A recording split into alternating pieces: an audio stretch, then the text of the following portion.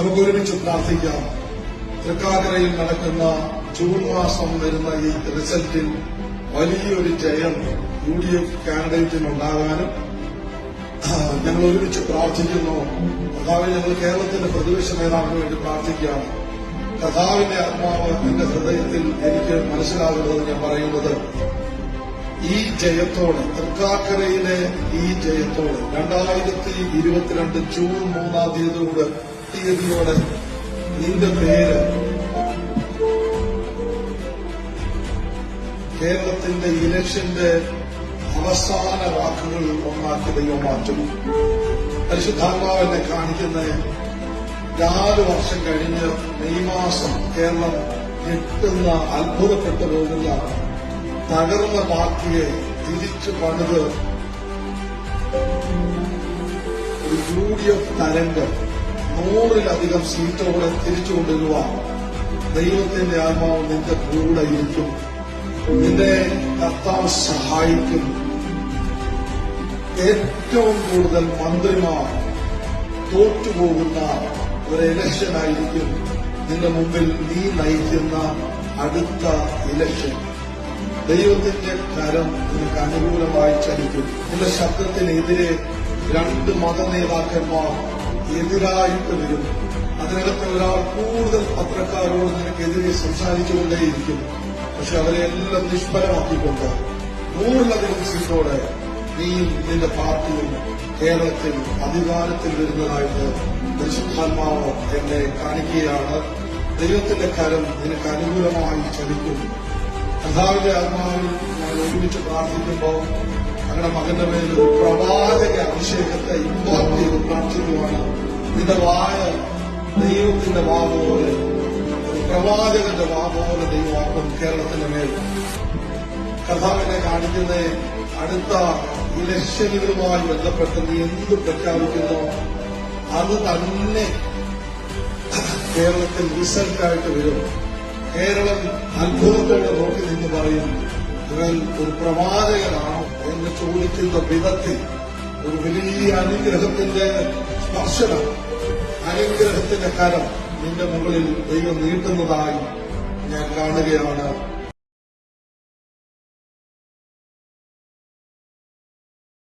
ക്രിസ്തുവിൽ വാത്സല്യ സഹോദരങ്ങളെ, നിങ്ങൾക്കെല്ലാവർക്കും എൻ്റെ സ്നേഹവന്ദനം. വീണ്ടും നമുക്ക് ദൈവസന്നിധിയിൽ കടന്നു വരുവാൻ സ്വർഗ്ഗത്തിലെ ദൈവം തന്ന നല്ല അവസരത്തിനായി സ്തോത്രം ചെയ്യുകയാണ്. കഴിഞ്ഞ കുറേ ആഴ്ചകളായി നാം വളരെ ഗഹനമായ കാര്യങ്ങൾ സംസാരിച്ചു പോവുകയായിരുന്നു. അതായത് ക്രിസ്തീയ ജീവിതത്തിലെ കഷ്ടങ്ങളുമായി ബന്ധപ്പെട്ട് അത് നമ്മെ എങ്ങനെയാണ് പരുവപ്പെടുത്തുന്നത്, ദൈവരാജ്യത്തിൽ നമ്മളെ ഒരുക്കുന്നത് ഏതു വിധത്തിലാണ്, കുഞ്ഞാടിൻ്റെ കാന്ത എങ്ങനെയാണ് കാഹളത്തിന് വേണ്ടി സജ്ജമാകുന്നത്, ഇങ്ങനെയൊക്കെയുള്ള കാര്യങ്ങളാണ് നമ്മൾ പറഞ്ഞുകൊണ്ടിരുന്നത്. അതിൽ പല കാര്യങ്ങളും ഇനിയും പൂരിപ്പിക്കേണ്ടതുണ്ട്, പൂർത്തിയായിട്ടില്ല. ആ കാര്യങ്ങളിലേക്ക് നമുക്ക് അടുത്ത ദിവസങ്ങളിൽ വീണ്ടും കടന്നു പോകാം, നമ്മുടെ കർത്താവ് വരാൻ താമസിച്ചാൽ, അവിടെ നിന്ന് അനുവദിച്ചാൽ.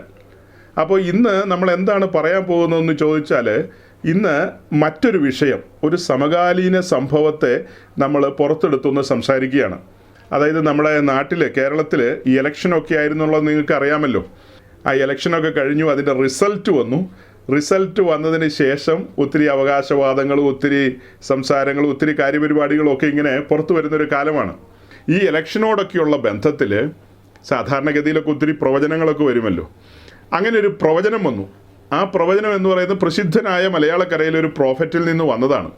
അപ്പോൾ ആ പ്രവചനവുമായി ബന്ധപ്പെട്ട് പറഞ്ഞു വരുമ്പോൾ സമ്മിശ്ര പ്രതികരണങ്ങളുണ്ട്. അതായത് 90% ആൾക്കാരും അത് ഉൾക്കൊണ്ട് കഴിഞ്ഞു. ഒരു 10% ആളുകൾക്ക് ഇപ്പോഴും ദഹിക്കുന്നില്ല. അവരതിനോട് പൂർണ്ണമായിട്ട് യോജിക്കുന്നുമില്ല. പ്രവാചകൻ പറഞ്ഞ കാര്യങ്ങളോടൊക്കെ അവരെന്തൊക്കെയോ ലൂപ്പ് ഹോൾസ് അതിൽ കണ്ടെത്തുകയാണ്. അതങ്ങനെയാണോ ഇതിങ്ങനെയാണോ എന്നൊക്കെയുള്ള രീതിയിൽ. പ്രവാചകൻ അങ്ങനെ പ്രവചിക്കുന്ന സമയത്ത് വളരെ ലോങ്ങിൽ നിന്നാണ് വീഡിയോ എടുത്തിരിക്കുന്നത്. സൂം ചെയ്തിട്ടില്ല. അദ്ദേഹത്തിൻ്റെ ലിപ് മൂവ്മെൻറ്റ് ഞങ്ങൾക്ക് പിടികിട്ടുന്നില്ല. ചുണ്ട് എത്രത്തോളം അനങ്ങുന്നുണ്ടെന്ന് ഞങ്ങൾക്ക് അറിയില്ല. അത് ഒരു കൃത്യമായ വീഡിയോ ആണോ അതെയോ അത് ഒരു ഫാബ്രിക്കേറ്റ് ചെയ്ത് ഉണ്ടാക്കി കൊണ്ടുവന്നിരിക്കുന്നതാണോ എന്നൊക്കെയാണ് ഈ 10% ആളുകൾ സംശയം പ്രകടിപ്പിക്കുന്നത്. അപ്പോൾ വാത്സല്യ സഹോദരങ്ങളെ, നമ്മളിപ്പോൾ കണ്ട ഈ വീഡിയോ 2022 കേരളത്തിലൊരു ഉപതെരഞ്ഞെടുപ്പ് നടന്നു തൃക്കാക്കരയിൽ. ആ ഉപതെരഞ്ഞെടുപ്പിനോടുള്ള ബന്ധത്തിൽ നമ്മുടെ ബഹുമാന്യനായ പ്രതിപക്ഷ നേതാവ് ശ്രീമാൻ VD സതീശൻ എറണാകുളത്തുള്ള ഒരു എറണാകുളത്തുള്ള ഒരു ന്യൂ ജനറേഷൻ പെന്റിക്കോസ്റ്റ് പ്ലാറ്റ്ഫോമിൽ കടന്നു വന്ന് അവിടെ അദ്ദേഹത്തിന് വേണ്ടി അവർ പ്രാർത്ഥിക്കുന്ന ഒരു കാര്യമാണ് നമ്മൾ ഈ കേട്ടത്. അതായത് അവിടെ നിന്ന് പ്രാർത്ഥിക്കുന്ന ആ ശുശ്രൂഷകൻ, അദ്ദേഹം ഒരു പ്രവാചകൻ എന്നുള്ള നിലയിലാണ് അവരുടെ ഇടയിൽ അറിയപ്പെടുന്നത്. അതായത് ഈ പ്രവാചകൻ എന്ന് വിളിപ്പേരുള്ള അദ്ദേഹത്തിൻ്റെ ചർച്ചുമായി ബന്ധപ്പെട്ട അദ്ദേഹത്തിൻ്റെ വളരെ ക്ലോസ് ആയിട്ടുള്ള ഒരു യൗവനക്കാരൻ, അതായത് ഈ കോൺഗ്രസ് പൊളിറ്റിക്സിലുള്ള ഒരു യൗവനക്കാരൻ, അദ്ദേഹം ഈ പ്രതിപക്ഷ നേതാവുമായിട്ട് വളരെ ക്ലോസ് ആണ്. അങ്ങനെയാണ് ഈ പ്രതിപക്ഷ നേതാവിന് ഈ ന്യൂജൻ പെന്തക്കോസ്റ്റ് ഗ്രൂപ്പുകളിലൊക്കെ ഒരു ആക്സസ് കിട്ടുന്നത്. ആ നിലയിലാണ് ഈ പെന്തക്കോസ്റ്റുമായി ബന്ധപ്പെട്ട കാര്യങ്ങളൊക്കെ അദ്ദേഹത്തിൽ നിന്നാണ് പലതും ഇദ്ദേഹം വായിച്ചെടുക്കുന്നത്. അങ്ങനെ ആ ചെറുപ്പക്കാരിൽ നിന്നൊക്കെ ഒത്തിരി കാര്യങ്ങൾ ഇദ്ദേഹത്തിന് കിട്ടിയിട്ടുണ്ടാകാം നമ്മുടെ പ്രതിപക്ഷ നേതാവിന്. എനിവേ, ഈ പറയപ്പെട്ട സമയത്ത് അവിടെ കടന്നു വന്നു. അങ്ങനെ അന്ന് അദ്ദേഹത്തിന് വേണ്ടി പ്രാർത്ഥിച്ചപ്പോൾ ആ പ്രാർത്ഥന ഒരു പ്രൊഫസി എന്നുള്ള നിലയിൽ അവിടെ ആരോ റെക്കോർഡ് ചെയ്തു. അവിടെ കുറച്ച് ദൂരെ നിന്നേ ആരെങ്കിലും ആയിരിക്കും അത് റെക്കോർഡ് ചെയ്തത്. ആ റെക്കോർഡ് ചെയ്ത വീഡിയോ 2022 മുതൽ 2026 വരെ അങ്ങനെ പ്രചരിച്ചിരുന്നു എന്ന് എനിക്കറിയില്ല. ഞാനേതായാലും കേട്ടിട്ടില്ല, ആരും എൻ്റെ ശ്രദ്ധയിലും പെടുത്തിയിട്ടില്ല. അപ്പോൾ ഇത് നേരത്തെ അവരുടെ കയ്യിലുള്ളത് ഇപ്പോൾ റിലീസ് ചെയ്തായിരിക്കാം. റിസൾട്ടൊക്കെ അറിഞ്ഞതിന് ശേഷം അവർ പറഞ്ഞ കാര്യങ്ങൾ ഏറെക്കുറെ ഒത്തു വന്നതുകൊണ്ട് ഒരു മൈലേജ് കിട്ടുന്ന കാര്യമാണല്ലോ, അതുകൊണ്ട് അവരത് റിലീസ് ചെയ്തായിരിക്കാം. നമുക്ക് സൂക്ഷ്മം അറിയില്ല, നേരത്തെ മുതൽ പ്രചാരത്തിലുള്ള വീഡിയോ ആണെന്നൊന്നും അറിയില്ല. എന്തായാലും ഇപ്പോൾ അത് കാട്ടുതീ പോലെ സകല ആളുകളുടെ ഇടയിലും ഇതിങ്ങനെ പ്രചരിക്കുന്നുണ്ട്. എനിക്ക് തന്നെ എത്ര പേര് അയച്ചതെന്ന് എനിക്കറിയില്ല. അതായത് ഇങ്ങനെയുള്ള ഈ കേസൊക്കെ പിടിക്കാൻ പോയി കഴിഞ്ഞാൽ തലവേദനയാണ്. അതുകൊണ്ട് ഞാൻ ഈ കേസൊക്കെ വിട്ടതാണ്. അപ്പോൾ വളരെ പ്രിയപ്പെട്ട ചിലരൊക്കെ എന്നോട് പറഞ്ഞു, ഒരു 2 വാക്ക് പറയണം കേട്ടോ പാസ്റ്ററെ, അല്ലെങ്കിൽ ഒത്തിരി പേര് ഇതിനകത്ത് തെറ്റിപ്പോകുന്നു. അതെങ്ങനെ തെറ്റിപ്പോകുന്നു ഞാൻ ചോദിച്ചു. അപ്പോഴാണ് അവർ പറയുന്നത്, പെന്തക്കോസ്റ്റിലെ വളരെ പോപ്പുലർ ആയിട്ടുള്ള പാസ്റ്റേഴ്സ് എല്ലാം ഇത് ഒരു ദൈവത്തിൻ്റെ പരിശുദ്ധാത്മാവിലുള്ള പ്രവചനമാണെന്ന് തറപ്പിച്ചാണ് പറയുന്നത്. ബോംബെയിലുള്ളൊരു യൂട്യൂബർ ഉപദേശി, അയാളുടെ ഒരു ചാനലുണ്ട്, അതിനകത്ത് ആളുകൾ വന്നിങ്ങനെ സാക്ഷ്യം പറയുന്നതും അങ്ങനെ വളരെ പ്രചാരമുള്ളൊരു ചാനലാണ്. അതൊക്കെ സാധാരണഗതിയിൽ സ്ത്രീകളൊക്കെ കൂടുതൽ കാണുന്നൊരു ചാനലാണ്. കാരണം അവിടെ ഈ ആളുകളുടെ സാക്ഷ്യങ്ങളും മറ്റു കാര്യങ്ങളൊക്കെ ആകുമ്പോൾ കേട്ടിരിക്കാമല്ലോ. ഇങ്ങനെ ഹാമറിങ്, ചിസലിങ്, റബ്ബിങ്, കോടാലി, മഴു ഇങ്ങനെയുള്ള കാര്യങ്ങളൊന്നും അല്ലല്ലോ അവിടെ നടക്കുന്നത്. അതുകൊണ്ട് ആളുകൾക്ക് കേട്ടിരിക്കാൻ സന്തോഷമുള്ളൊരു ചാനലും പരിപാടിയൊക്കെയാണ്. ഞാൻ അദ്ദേഹത്തെ നേരത്തെ മുതൽ മനസ്സിലാക്കിയതാണ്, അദ്ദേഹം വിളിച്ച് ഈ സാക്ഷിയൊക്കെ പറയിപ്പിക്കുന്ന പലരും സാക്ഷിയുള്ളവരൊന്നുമല്ല. അവരുടെയൊക്കെ കാര്യപരിപാടികളൊക്കെ നമ്മൾ മനസ്സിലാക്കുമ്പോൾ അവരിൽ പലരും യഥാർത്ഥത്തിൽ ഉപദേശത്തിനോ വിശുദ്ധിക്കോ വേർപാടിനൊന്നും നിലകൊള്ളുന്നവരൊന്നും അല്ല. ഉള്ളവരുമുണ്ട്, അല്ലാത്തവരൊക്കെയുണ്ട്. നമ്മളതുകൊണ്ട് അധികം ശ്രദ്ധിക്കാറുണ്ടായില്ല. എന്നാൽ ഈ അടുത്ത കാലത്ത് ഞാൻ അദ്ദേഹത്തിൻ്റെ ഒരു വീഡിയോ അത് ഇത്തിരി വൈറലായി വന്നതുകൊണ്ട് ഒന്ന് ശ്രദ്ധിച്ചെന്ന് പറഞ്ഞാൽ മുഴുവൻ കേട്ടെന്നല്ല, അതിൽ കുറേ ഭാഗങ്ങൾ കേട്ടു. ആ കേട്ട ഭാഗങ്ങളിൽ അദ്ദേഹം പറയുന്നൊരു കാര്യമുണ്ട്. ഞങ്ങളുടെ ബാംഗ്ലൂരിലുള്ള ഒരു പ്രസിദ്ധനായൊരു ഉപദേശിയുണ്ടല്ലോ, അദ്ദേഹത്തിൻ്റെ ചില ആശയങ്ങളെക്കുറിച്ചാണ് കഴിഞ്ഞ കുറേ ആഴ്ചകളായിട്ട് നമ്മൾ ചിന്തിച്ചുകൊണ്ടിരിക്കുന്നത്. ക്രിസ്തീയ ജീവിതത്തിൽ ഒരു ദൈവവൈതൽ കഷ്ടങ്ങളിലൂടെ കടന്നുപോയാൽ നിശ്ചയമായി അതൊരു ശാപമാണെന്ന് അദ്ദേഹം പറയുന്നത് നമ്മൾ നമ്മുടെ സ്വന്തം ചെവി കൊണ്ട് കേട്ടതാണ് എല്ലാവരും. അതിന് ഈ ബോംബെക്കാരൻ ഉപദേശി പറയുന്നത്, ഇദ്ദേഹം പറയുന്നത്, ഈ പ്രസിദ്ധനായ പാസ്റ്റർ പറയുന്നത് കറക്റ്റ് കാര്യങ്ങളാണ്. അദ്ദേഹം ഒരിക്കലും ദുരുപദേശങ്ങൾ പഠിപ്പിക്കുന്ന ആളല്ല, വ്യാജമായ കാര്യങ്ങളൊന്നും പറയുന്ന ആളല്ല. അദ്ദേഹത്തിൻ്റെ എല്ലാ കാര്യങ്ങളും ക്ലിയറാണ്. അതായത് 1990 പരിസരങ്ങളിൽ ഗൾഫ് വാർ ഉണ്ടായല്ലോ. ആ ഗൾഫ് യുദ്ധം ഉണ്ടായ സമയത്ത് സദാം ഹുസൈനുമായി ബന്ധപ്പെട്ട് ഈ ബാംഗ്ലൂരിലെ പ്രസിദ്ധനായ ഉപദേശി അന്ന് പറഞ്ഞത് ഈ സദാം ഹുസൈൻ എതിർ ക്രിസ്തുവാണെന്നും അങ്ങനെ മറ്റോ പറഞ്ഞത്. പിന്നെ ഈ ഹെലികോപ്റ്ററൊക്കെ പറന്ന് കിടക്കുന്നതിന് വെട്ടിക്കിളിയാണെന്നും, പിന്നെ എന്നാ ഈ ഓയിൽ വെല്ലിനെയൊക്കെ പുള്ളി പറഞ്ഞത് അഗാധ കൂപെന്നോ അങ്ങനെയൊക്കെയുള്ള രീതിയിലൊക്കെയാണ് പറഞ്ഞത്. അതൊക്കെ ഉപദേശമാണ്, പഥ്യോപദേശമാണെന്നുള്ള രീതിയിലാണ് ഇവർ ചിന്തിക്കുന്നത്. നമുക്കങ്ങനെ ചിന്തിക്കാൻ കഴിയുന്നില്ല. അതുകൊണ്ട് നമുക്ക് വേറെ കുഴപ്പമൊന്നുമില്ല, നമ്മളതൊന്നും കേൾക്കാൻ പോകുന്നില്ലെന്നേ ഉള്ളൂ. അങ്ങനെ ഇരിക്കുമ്പോഴാണ് ഈ വിഷയത്തെക്കുറിച്ചൊക്കെ ചർച്ച ചെയ്ത ചില സഹോദരങ്ങൾ എന്നോട് പറയായിരുന്നു, ഞങ്ങൾ ഈ ബോംബെക്കാരൻ്റെ ഇത് കേട്ടു. അപ്പോൾ ബോംബെക്കാരൻ തറപ്പിച്ച് പറയുന്നത് പരിശുദ്ധാത്മാവിൻ്റെ ആലോചനയാണ്. 100-ലധികം സീറ്റ് എന്നല്ലേ പറഞ്ഞത്, കിട്ടിയില്ലേ 100-ലധികം. അതുപോലെ 2 മതനേതാക്കൾ എതിർക്കുമെന്ന് പറഞ്ഞു, അതിലൊരാൾ നിരന്തരം എതിർക്കുമെന്ന് പറഞ്ഞു. അതിനകത്ത് എന്തെങ്കിലും മാറ്റമുണ്ടോ എന്ന് ചോദിച്ചു. എത്ര കൃത്യമായ പ്രവചനമാണ്.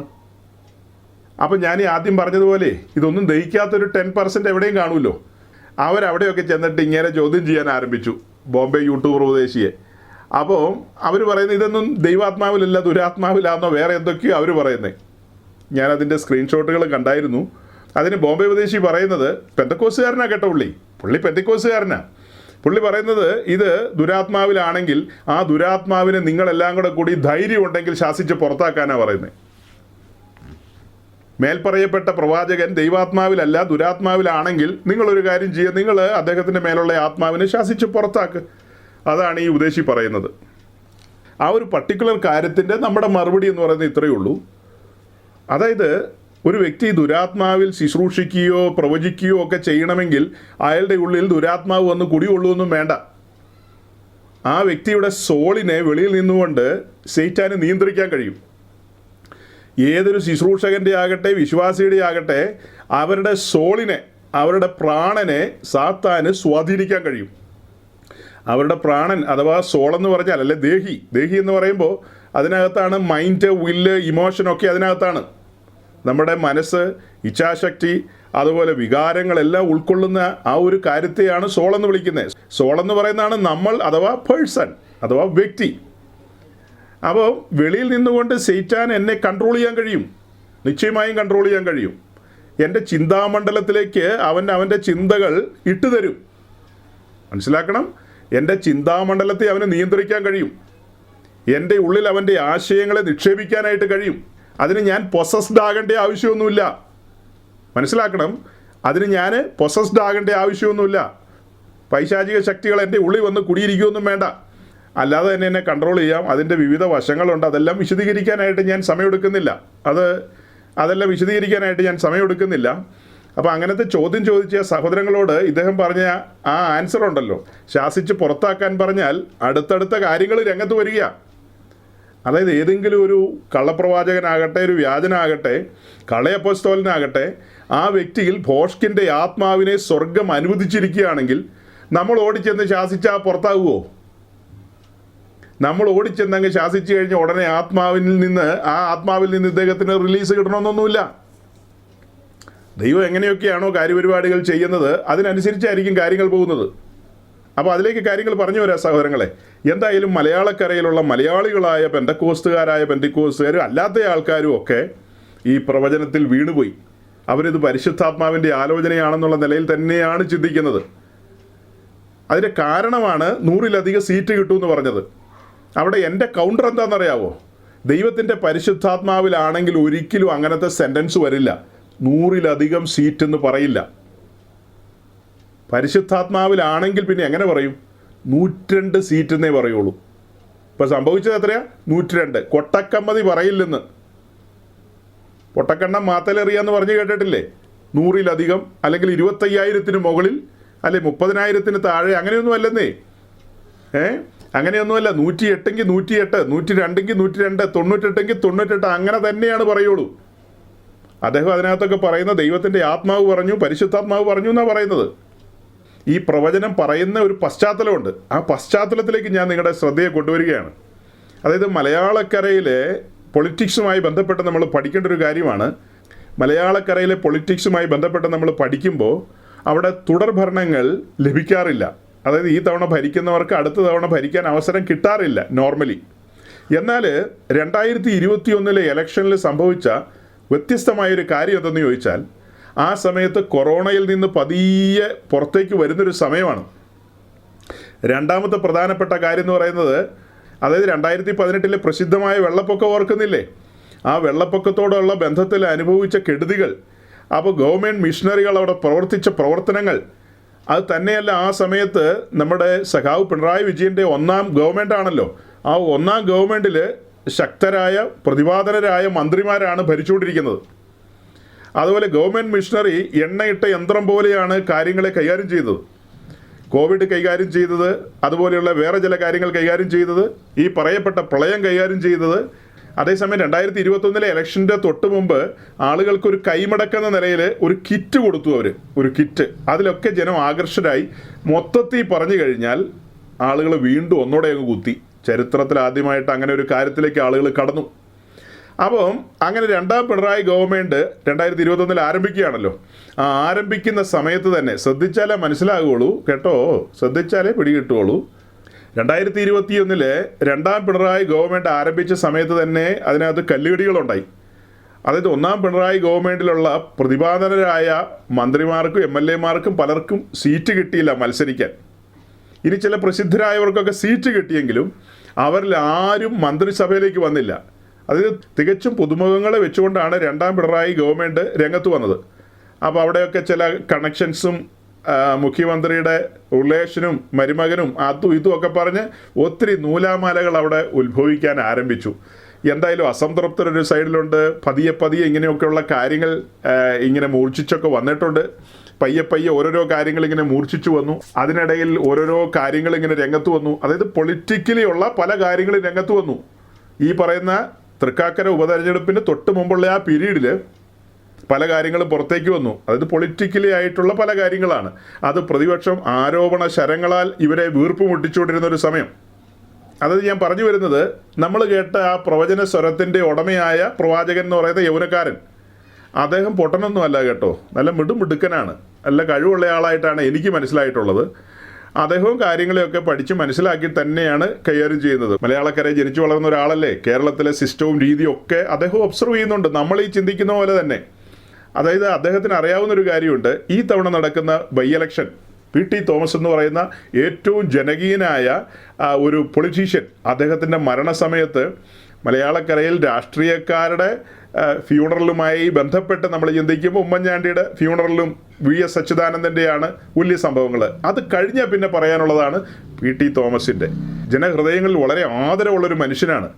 അദ്ദേഹത്തിൻ്റെ വിധവയാണ് ആ തവണ ഇവിടെ നിൽക്കുന്നത്. നിശ്ചയമായി സഹതാപ തരംഗം ആഞ്ഞു വീശില്ലേ. ആ സഹോദരി ജയിക്കുന്നുള്ള എല്ലാവർക്കും അറിയാം, പ്രോഫറ്റിനും അറിയാം. പ്രോഫറ്റ് അതുപോലെ തന്നെ പുള്ളിക്കാരി ജയിക്കും എന്നുള്ള കാര്യം പറഞ്ഞിട്ടുണ്ടായിരിക്കാം, ഞാൻ ഓർക്കുന്നില്ല അത്. ഓക്കെ, അങ്ങനെ അദ്ദേഹം പറഞ്ഞും പ്രവചിച്ചും വന്ന് മുന്നോട്ട് വരുമ്പോഴാണ് പറയുന്നത് 2026 ഇലക്ഷൻ, 4 വർഷം കഴിഞ്ഞ് നടക്കുന്ന ഇലക്ഷനിൽ 100-ലധികം സീറ്റുമായിട്ട് കോൺഗ്രസ് ഗവൺമെൻറ് രംഗത്ത് വരും. അത് തന്നെയല്ല, ഈ തവണയുള്ള ഈ മന്ത്രിമാരിൽ പലരും അവിടെ തോറ്റുപോകുമെന്നൊക്കെ പറഞ്ഞു. രണ്ടാം പിണറായി ഗവൺമെൻറ് ആരംഭിച്ചിട്ട് 1.5 വർഷം മുന്നോട്ട് പോയി. അങ്ങനെ പോയ സമയത്ത് ഈ മന്ത്രിമാരുടെയൊക്കെ പെർഫോമൻസൊക്കെ വെളിയിൽ വന്നുകൊണ്ടിരിക്കുന്ന സമയമാണ്. ആളുകൾ അതും ഇതൊക്കെ പറയുന്ന കാലമാണ്. അപ്പം നമുക്ക് മനസ്സിലാക്കാവുന്നൊരു കാര്യമുള്ളൂ, ഒരു ടേം മലയാളി സഹിക്കുമെങ്കിൽ 2ാം ടൈം സാധാരണ കൊടുക്കാറില്ല. ഇപ്പോൾ ഇത് 2ാം ടൈം സംഭവിച്ചിരിക്കുകയാണ്. ആ 2ാം ടൈം കഴിഞ്ഞ് 3ാം ടൈം ഒന്നും കൊടുക്കാനുള്ള ഒരു ഹൃദയവിശാലതയൊന്നും മലയാളിക്കില്ലെന്നുള്ളത് ആർക്കും അറിയാലോ. അദ്ദേഹം പറഞ്ഞു വന്ന കാര്യങ്ങളെ ഒരളവിൽ ചിന്തിച്ചു കഴിഞ്ഞാൽ വളരെ ബുദ്ധിപൂർവ്വം പരിജ്ഞാനത്തിൽ കാര്യങ്ങളെ അവതരിപ്പിച്ചു എന്നുള്ളതാണ് പറയാനുള്ളത്. പിന്നെ അതിൻ്റെ അടുത്ത ചില വശങ്ങളുണ്ട്. ആ വശങ്ങൾ ആത്മീയമായ വശങ്ങളാണ്. അതിലേക്ക് ഞാൻ പറഞ്ഞു വരാം. അപ്പോൾ ഇദ്ദേഹം പറഞ്ഞ ഈ ഒരു കാര്യം, ഇത് പരിശുദ്ധാത്മാവിലാണ്, വളരെ ആക്യുറേറ്റ് ആണ് എന്നൊക്കെ ചിന്തിക്കുന്ന ആളുകളാണല്ലോ ബഹുഭൂരിപക്ഷം പേരുള്ളത്. അങ്ങനെയുള്ള ആളുകളുടെ എല്ലാം മുമ്പിൽ ഞാൻ മറ്റൊരു വ്യക്തിയെ പരിചയപ്പെടുത്തുകയാണ്. ഇത് CP റാഷിദ് എന്ന് പറയുന്ന ഒരു മലബാറുകാരൻ. അദ്ദേഹം ഇങ്ങനെ ഇലക്ഷൻ്റെ കാര്യങ്ങളൊക്കെ പ്രവചിക്കുന്ന ആളാണ്. അദ്ദേഹം നേരത്തെ പ്രവചിച്ച ഒരു കാര്യമാണ്, UDF എന്ന് പറയുന്ന കോൺഗ്രസ് മുന്നണിക്ക് 91 മുതൽ 102 സീറ്റ് വരെ, 100-ലധികം എന്നല്ല പറഞ്ഞ് 102 സീറ്റ് വരെയാണ് അദ്ദേഹം പറഞ്ഞത്. അത് കഴിഞ്ഞ് LDF എന്ന് പറയുന്ന ആ കൂട്ടർക്ക് 38 മുതൽ 48 വരെയെന്ന്, അവർക്ക് ഏതാണ്ട് 35 പരിസരം കിട്ടി. അതുപോലെ BJP എന്ന് പറയുന്ന ആ കൂട്ടർക്ക് 1 മുതൽ 3 വരെയാണ് ഇദ്ദേഹം പ്രവചിച്ചത്. കൃത്യം 3 കിട്ടുകയും ചെയ്തു. അപ്പോൾ ഇദ്ദേഹം ഏത് ആത്മാവിലായിരിക്കും സഹോദരങ്ങളെ ഇത്ര ആക്യുറേറ്റ് ആയിട്ട് പറഞ്ഞത്? പരിശുദ്ധാത്മാവിലായിരിക്കുമോ? ഈ പ്രിയ സഹോദരൻ ഏത് ആത്മാവിലായിരിക്കും ഇതൊക്കെ പറഞ്ഞത്? ഇത്ര ആക്യുറേറ്റ് ആയിട്ടല്ലേ പറഞ്ഞു കൊണ്ടുവരുന്നത്? ഇലക്ഷൻ്റെ ഫലമൊക്കെ വരുന്നതിന് നാളുകൾക്ക് മുമ്പ് അദ്ദേഹം പറഞ്ഞു വെച്ച കാര്യമാണ്. അതുപോലെ ഇന്ത്യയിലെ ഏറ്റവും പോപ്പുലർ ആയിട്ടുള്ള ഇലക്ഷനുമായി ബന്ധപ്പെട്ട അതിൻ്റെ ഒരു കാര്യക്കാരനാണ് പ്രശാന്ത് കിഷോർ എന്ന് പറയുന്നയാൾ. പ്രശാന്ത് കിഷോർ അദ്ദേഹമാണ് ഏറ്റവും ടോപ്പിലിരിക്കുന്നയാൾ. പ്രശാന്ത് കിഷോർ ഒരു പ്രവചനം പ്രവചിക്കുകയാണ്. 2026 തമിഴ്നാട്ടിൽ വിജയ് ആയിരിക്കും ഭരിക്കാൻ പോകുന്നത്, ബാക്കിയുള്ളവർക്കെല്ലാം ഇന്നതുപോലെ സംഭവിക്കുമെന്ന്. അദ്ദേഹം പെന്തക്കോസുകാരനുമല്ല, പ്രവാചകനൊന്നുമല്ല. അദ്ദേഹം ഈ കാര്യങ്ങൾ, രാഷ്ട്രീയ കാര്യങ്ങളെ, ഇലക്ഷനുമായി ബന്ധപ്പെട്ട കാര്യങ്ങളെ വിശകലനം ചെയ്യുന്ന ഒരാളാണ്. ഈ വിജയ് എന്ന് പറയുന്ന പുള്ളിക്കാരനുണ്ടല്ലോ, പുള്ളി പയ്യെ മുട്ടയിൽ ഇഴഞ്ഞു തുടങ്ങുന്നേ ഉള്ളൂ. ആ സമയത്താണ് പ്രശാന്ത് കിഷോർ പറയുന്നത് 2026 ശ്രീമാൻ വിജയ് ആയിരിക്കും തമിഴ്നാട് ഭരിക്കാൻ പോകുന്നതെന്ന്. പറഞ്ഞതുപോലെ സംഭവിച്ചോ ഇല്ലയോ? അപ്പോൾ അതേത് ആത്മാവിലാണ് പറഞ്ഞത്? സൗരങ്ങളെ ഈ വക കാര്യങ്ങളൊക്കെ പറയണമെങ്കിൽ കുറച്ച് അരിത്തമെറ്റിക്സ് അറിയണമെന്നുള്ളതാണ് പ്രധാന കാര്യം. അരിത്തമെറ്റിക്സേ, കുറച്ച് ഗണിതങ്ങളും ഗുണിതങ്ങളും ഒക്കെ അറിയണം. അതൊക്കെ വെച്ചിട്ട് കാൽക്കുലേറ്റ് ചെയ്തുകൊണ്ട് ഈ കാര്യങ്ങളെക്കുറിച്ച് നമുക്ക് അത്യാവശ്യമൊക്കെ പറയാൻ കഴിയും. ഇന്ത്യയിലെ അങ്ങനത്തെ ഒരു പ്രസിദ്ധനായ മനുഷ്യനായിരുന്നു എൻ്റെയൊക്കെ യൗവനകാലത്ത് ഞാൻ കേട്ടിട്ടുള്ള ആൾ പ്രണോയ് റോയി ആയിരുന്നു. അദ്ദേഹത്തിൻ്റെ വിശകലനങ്ങളൊക്കെ അക്യുറേറ്റ് ആയിരുന്നു, ഒന്നും തെറ്റാറുണ്ടായിരുന്നില്ല. അപ്പോൾ പ്രണോയ് റോയിയെ വിട്ടേരെ, പ്രശാന്ത് കിഷോറിനെ വിട്ടേരെ, CP റാഷിദിനെ വിട്ടേരെ, ഇവരൊക്കെ പറഞ്ഞു വന്ന കാര്യം ക്ലിയറാണ്, അച്ചറ്റാണ്. ആ കൂട്ടത്തിൽ നമ്മുടെ ന്യൂജൻ പെന്തിക്കോസ്റ്റ് പ്രവാചകൻ പറഞ്ഞ കാര്യം 100-ലധികം എന്ന് പറഞ്ഞതും മറ്റ് ചില കാര്യങ്ങളും അനുബന്ധമായി പറഞ്ഞ കാര്യങ്ങളുണ്ടല്ലോ. അതായത് നമ്മുടെ opposition leader Shriman V D Satheesan എന്ന് പറയുന്ന അദ്ദേഹത്തെക്കുറിച്ചൊക്കെയുള്ള ചില കാര്യങ്ങൾ പറഞ്ഞല്ലോ. നിൻ്റെ ശബ്ദം ഇങ്ങനെയായിരിക്കും, വരും ദിവസങ്ങളിൽ നീ ഇങ്ങനെ പവർഫുള്ളായിട്ട് മാറും, അതായതാന്നൊക്കെ പറഞ്ഞല്ലോ. അത് അദ്ദേഹത്തെ നമ്മൾ പഠിച്ചു കഴിഞ്ഞാൽ, അദ്ദേഹത്തെ ഒബ്സർവ് ചെയ്ത് കഴിഞ്ഞാൽ അദ്ദേഹം ഒരു കലിബറുള്ള ആളാണ്, അദ്ദേഹം മിടുക്കനാണ്, അദ്ദേഹം യോഗ്യനാണ്, അദ്ദേഹത്തിന് കാര്യപ്രാപ്തിയുണ്ട്. അതിന് മുമ്പുള്ള വർഷങ്ങൾ അദ്ദേഹം അത് തെളിയിച്ചിട്ടുണ്ട്. ഇപ്പോൾ അദ്ദേഹം പ്രതിപക്ഷ നേതാവായിരിക്കുന്നു. ഇപ്പോൾ ഈ ബൈ ഇലക്ഷനോടുള്ള ബന്ധത്തിൽ അദ്ദേഹം രംഗത്തേക്ക് വന്നിരിക്കുകയാണ്. തുടർന്നുള്ള ബൈ ഇലക്ഷനുകളിലൊക്കെ അദ്ദേഹം പ്രവർത്തിച്ച് നമുക്കറിയാം. അപ്പം ഇദ്ദേഹത്തെ ഒബ്സർവ് ചെയ്തുകൊണ്ട് തന്നെയാണ് പറയുന്നത് ഇദ്ദേഹം വരും ദിവസങ്ങളിൽ മിടുക്കനായിട്ട് മാറുമെന്നൊക്കെയുള്ള കാര്യങ്ങൾ. ഇപ്പം നമ്മൾ ഈ സംസാരിച്ചുകൊണ്ടിരിക്കുമ്പോൾ ഡൽഹിയിൽ അദ്ദേഹത്തിൻ്റെ ഭാവിയെക്കുറിച്ചുള്ള ചർച്ച നടന്നുകൊണ്ടിരിക്കുകയാണ്. നമ്മുടെ ഈ മീറ്റിംഗ് ക്ലോസ് ആയി കഴിയുമ്പോൾ ഒരുപക്ഷെ നമ്മൾ അറിയും. അതായത് മലയാളക്കരയിലെ അടുത്ത മുഖ്യമന്ത്രി അദ്ദേഹമാണോ ശ്രീമൻ KC വേണുഗോപാലാണോ എന്നുള്ള കാര്യം ഇപ്പോൾ അവിടെ തീർപ്പായിട്ടുണ്ടായിരിക്കും, ചിലപ്പോൾ നമുക്കറിയില്ല. സഹോദരങ്ങളെ, നമ്മുടെ സമൂഹത്തിലുള്ള ആളുകൾ പെട്ടെന്ന് തെറ്റിദ്ധരിക്കപ്പെടുകയാണ്. അതായത് വിശുദ്ധ വചനം നമ്മോട് പറയുന്നത് പഴയ നിയമത്തോടുള്ള ബന്ധത്തിൽ നമ്മൾ കാണുന്ന ചില കാര്യങ്ങളാണ്. ഒരു പ്രവാചകൻ പറയുന്ന കാര്യങ്ങൾ ഒത്തുവരണം, എങ്കിലാണ് അവൻ ദൈവത്തിൻ്റെ പ്രവാചകനാകുന്നത്. 2, അവൻ പറഞ്ഞു വരുന്ന കാര്യങ്ങൾ ഒത്തു വന്നാലും അവനെ നമുക്ക് അംഗീകരിക്കാൻ പറ്റില്ല. ഒത്തുവരണം എന്നുള്ളതൊരു ക്ലോസാണ്, ഒത്തു വന്നാലും അംഗീകരിക്കാൻ പറ്റില്ലെന്നുള്ള അടുത്തൊരു ക്ലോസാണ്. അതെന്താ? ഒത്തു വന്നാലും അവൻ നിന്റെ ദൈവമായ യഹോവയോട് അടുപ്പിക്കുന്നില്ലെങ്കിൽ അവനെ കല്ലെറിഞ്ഞു കൊല്ലണമെന്നാണ്. അതായത് നമ്മൾ ഈ വിഷയങ്ങളെക്കുറിച്ചൊക്കെ ആഴത്തിൽ പഠിച്ചു മനസ്സിലാക്കി വരുമ്പോൾ, നമ്മൾ ഈ വിഷയത്തിൻ്റെ ആഴങ്ങൾ പഠിച്ചു മനസ്സിലാക്കി വരുമ്പോൾ പുതിയ നിയമ പ്രവചനവും പഴയ നിയമ പ്രവചനവും തമ്മിലുള്ള അന്തരം പലർക്കും മനസ്സിലായിട്ടില്ല. പഴയ നിയമത്തിലെ പ്രവാചകന്മാർ പറയുന്ന കാര്യങ്ങളല്ല പുതിയ നിയമത്തിലെ പ്രവാചകന്മാർ പറയുന്നത്. ഇത് തമ്മിൽ വലിയ അന്തരങ്ങളും വ്യത്യാസങ്ങളും ഉണ്ട്. അതായത് ഞാൻ ആദ്യം പറഞ്ഞത് അദ്ദേഹം പരിജ്ഞാനത്തിലും ബുദ്ധിയിലും അങ്ങനെയൊക്കെയുള്ള കാര്യത്തിൽ വളരെ കൃത്യമായി ആക്യുറേറ്റ് ആയിട്ട് പഠിച്ചിട്ട് പ്രവചിക്കുന്നതായിട്ടാണ് പറഞ്ഞത്. 2, അദ്ദേഹത്തെ പ്രചോദിപ്പിക്കുന്ന ഒരു സ്പിരിറ്റുണ്ട്. ആ സ്പിരിറ്റിലൂടെ അദ്ദേഹത്തിന് കൃത്യമായിട്ട് അത് പറയാൻ കഴിയും. അങ്ങനെ ഒരു സ്പിരിറ്റ് എന്നൊക്കെ പറയുമ്പോൾ അത് ഹോളി സ്പിരിറ്റ് ആണോ അല്ലയോ എന്നുള്ളൊരു ബിഗ് ക്വസ്റ്റ്യൻ ഉണ്ട്.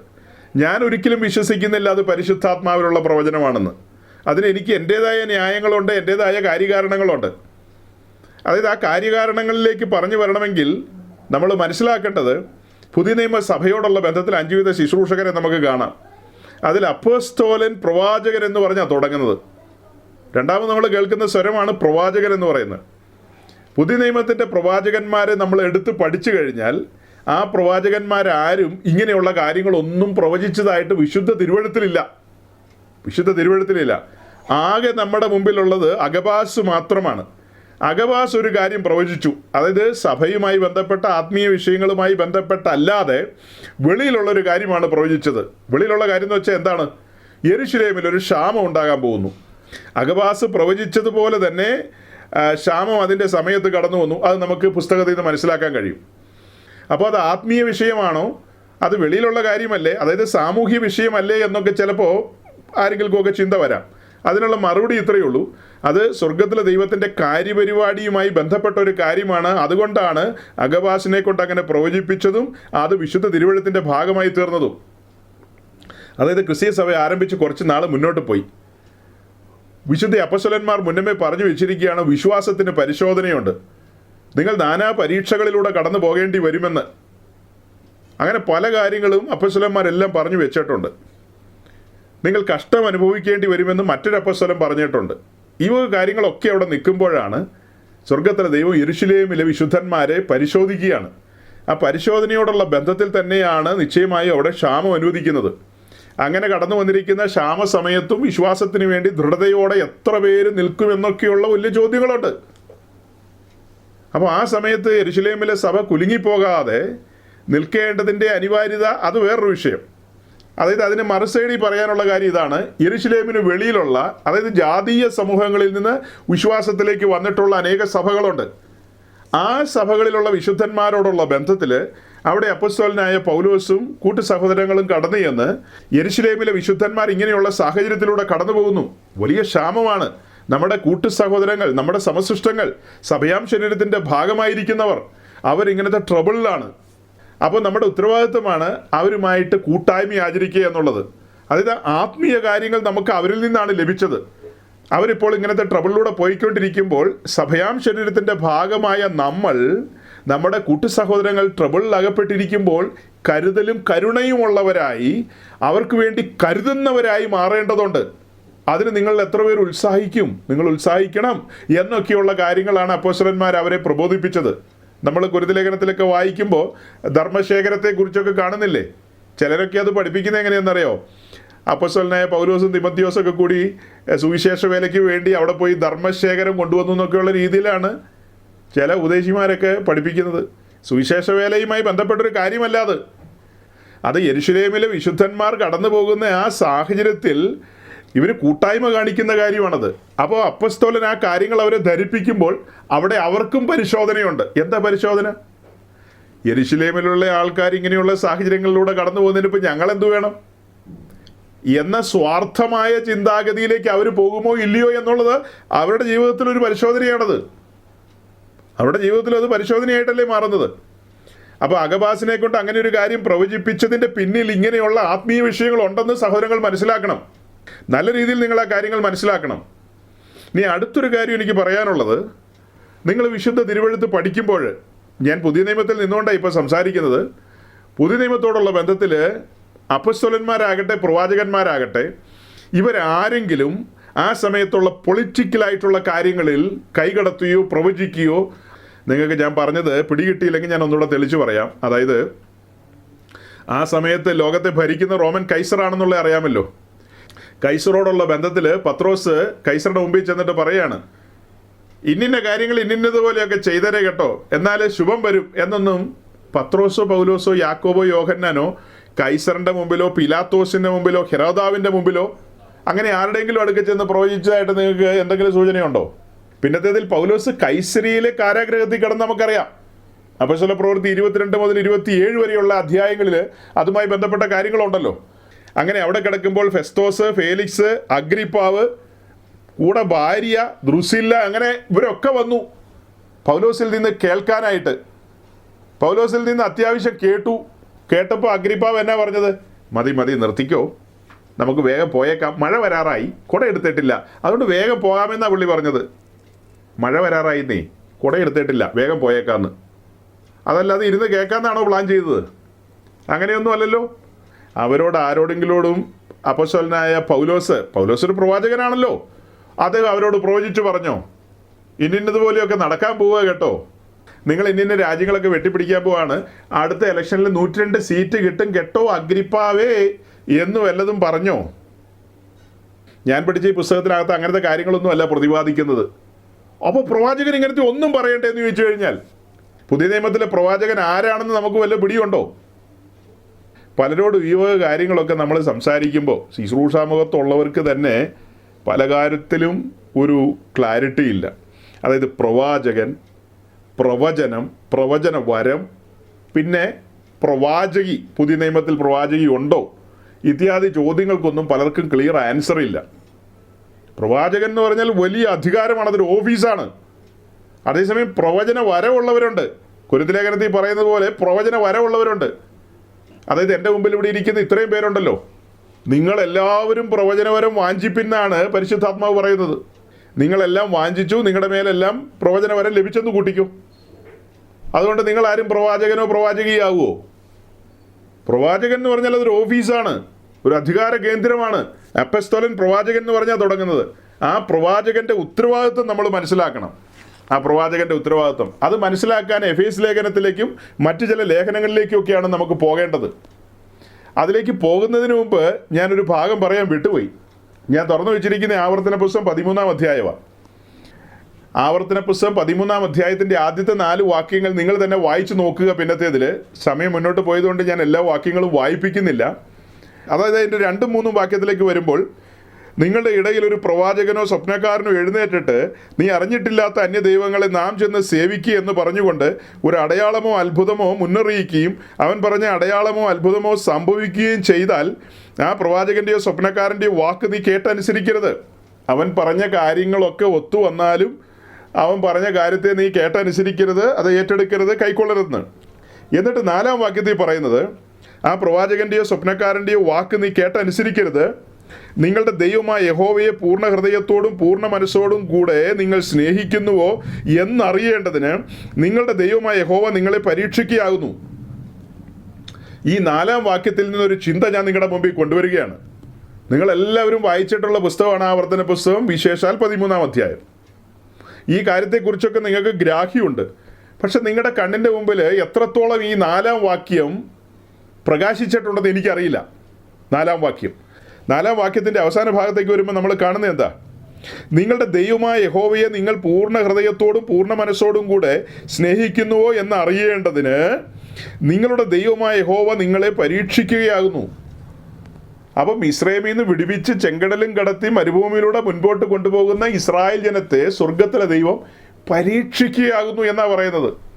അവരെ എങ്ങനെ താഴ്ത്തി പരിശോധിച്ചെങ്കിൽ, താഴ്ത്തി പരിശോധിക്കുക എന്ന് പറയുമ്പോൾ നിങ്ങളുടെ ഇടയിൽ ഈ പറയപ്പെട്ട നിലയിലുള്ളൊരു പ്രവാചകനോ സ്വപ്നക്കാരനോ കടന്നു വന്ന് ഇന്നതുപോലെ പറഞ്ഞാൽ, അപ്പോൾ അങ്ങനെ കടന്നു വന്ന് പറയണമെങ്കിൽ ദൈവം അനുവദിക്കാതെ ഒക്കുമോ സഹോദരങ്ങളെ? ദൈവം അനുവദിക്കാതെ ഒരിക്കലും ഒക്കില്ല.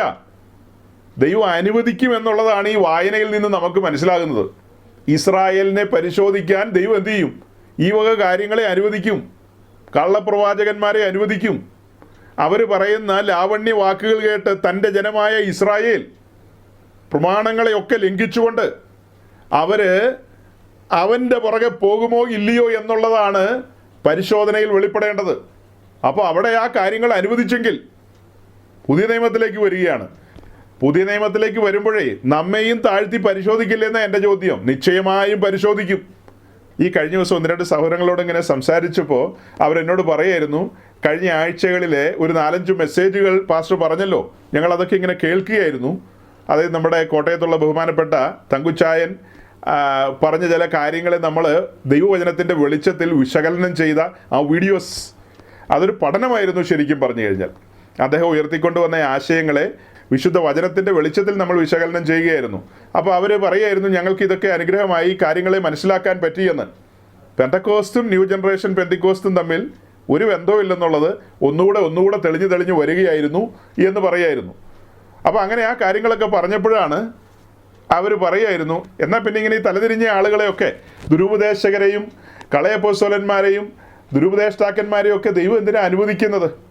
അതിനെയൊക്കെ അങ്ങ് റദ്ദ് ചെയ്ത് കളഞ്ഞു കഴിഞ്ഞാൽ എല്ലാ കാര്യങ്ങളും ഓക്കെ ആകില്ലേ? പിന്നെ നമുക്ക് എന്താനന്ദം, എനിക്കെന്താനന്ദം എന്നുള്ള പാട്ടുപാടി എങ്ങനെയാണ് പോകാൻ മേലെന്ന് ചോദിച്ചത്. അപ്പം ഞാൻ അവരോട് പറയായിരുന്നു, അങ്ങനെ പോയി കഴിഞ്ഞാൽ പിന്നെ പരിശോധന എവിടെ നിന്നാണ് സഹോദരങ്ങളെ? നമ്മെ പരിശോധിക്കണ്ടേ, നമ്മെ പരീക്ഷിക്കണ്ടേ, ഈ ലോകത്തിൻ്റെ മോഹങ്ങൾ നമ്മുടെ കൺമുമ്പിൽ കൊണ്ടുവരണ്ടേ?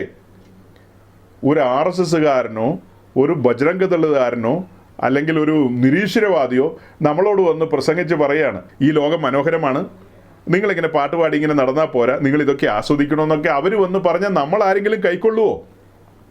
നമ്മളാരും കൈക്കൊള്ളില്ല. അവരെ ഓടിക്കും, അല്ലെ നമ്മളോടും. രണ്ടിലൊന്ന് നടക്കും. അവരെ ഓടിക്കും, അല്ലെ നമ്മളോടും.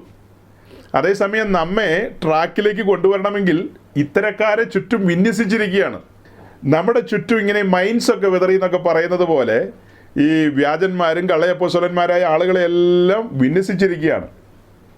അതായത് ഏദൻ തോട്ടത്തിൽ 2 വൃക്ഷം വെച്ചല്ലോ, ഒരെണ്ണം വെച്ചാൽ പോരായിരുന്നു, എന്തിനാ 2 എണ്ണം?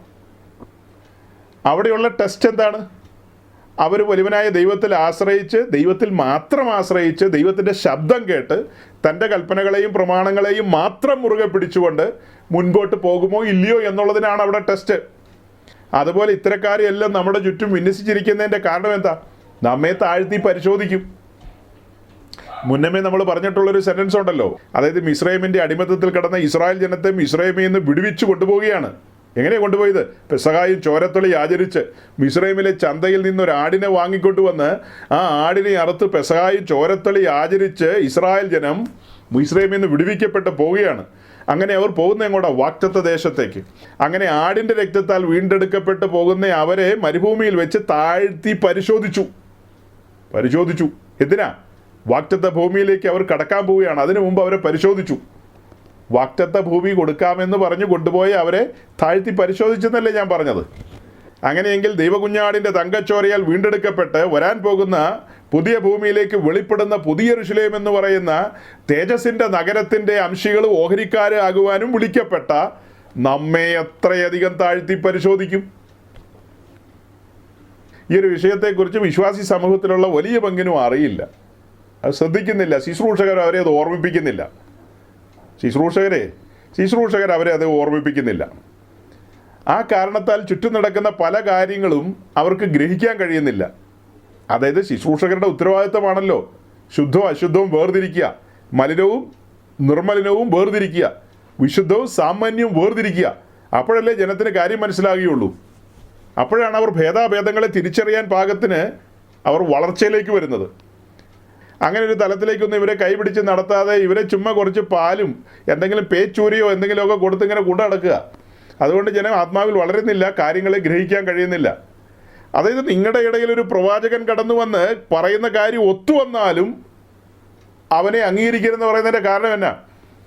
അവൻ നിങ്ങളുടെ ദൈവമായ യഹോവയിൽ നിന്ന് നിങ്ങളെ അകറ്റിക്കളഞ്ഞാൽ, നമ്മളിന്ന് കാണുന്ന സോക്കോൾഡ് പ്രവാചകന്മാരുണ്ടല്ലോ, അതായത് കള്ളപ്രവാചകന്മാർ, വ്യാജന്മാർ, ദുരുപദേഷ്ടാക്കന്മാർ, കളയപ്പോസ്തലന്മാർ ധാരാളമുണ്ട് മലയാളക്കരയിൽ.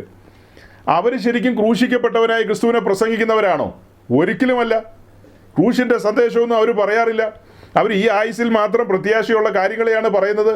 ദൈവത്തിൻ്റെ ഹിതം മനസ്സിലാക്കിക്കൊണ്ട് ദൈവത്തിൻ്റെ വഴികളെ ജനത്തിന് മുമ്പാകെ അവർ തുറക്കുന്നില്ലെന്നേ.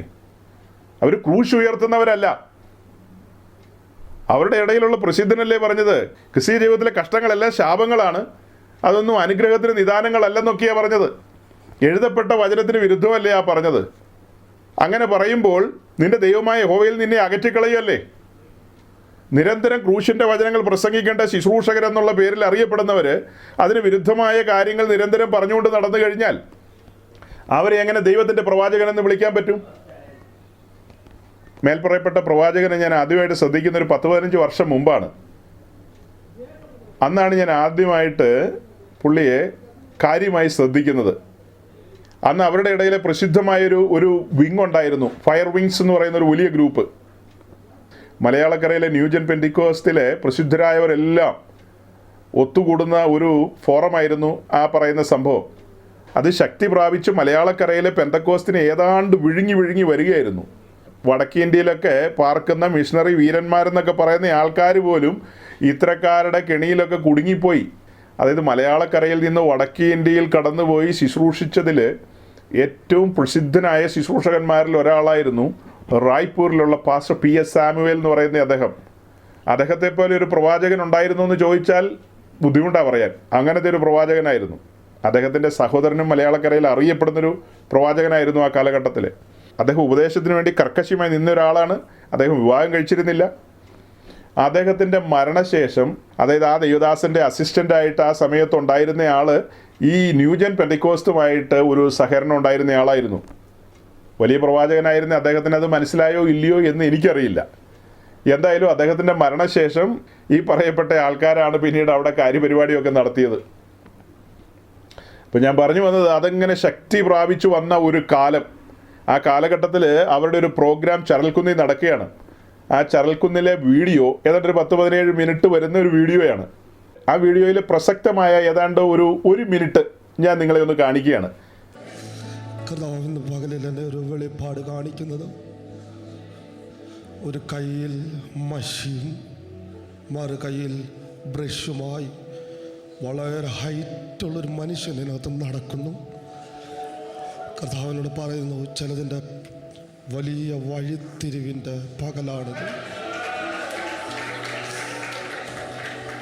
എന്നെ കർത്താവ് കാണിക്കുന്നു, മുഖത്ത് കുരിശടയാളത്തിൽ ചിലതിനെ വേർതിരിച്ച് കർത്താവിൻ്റെ അന്ന് പറയും.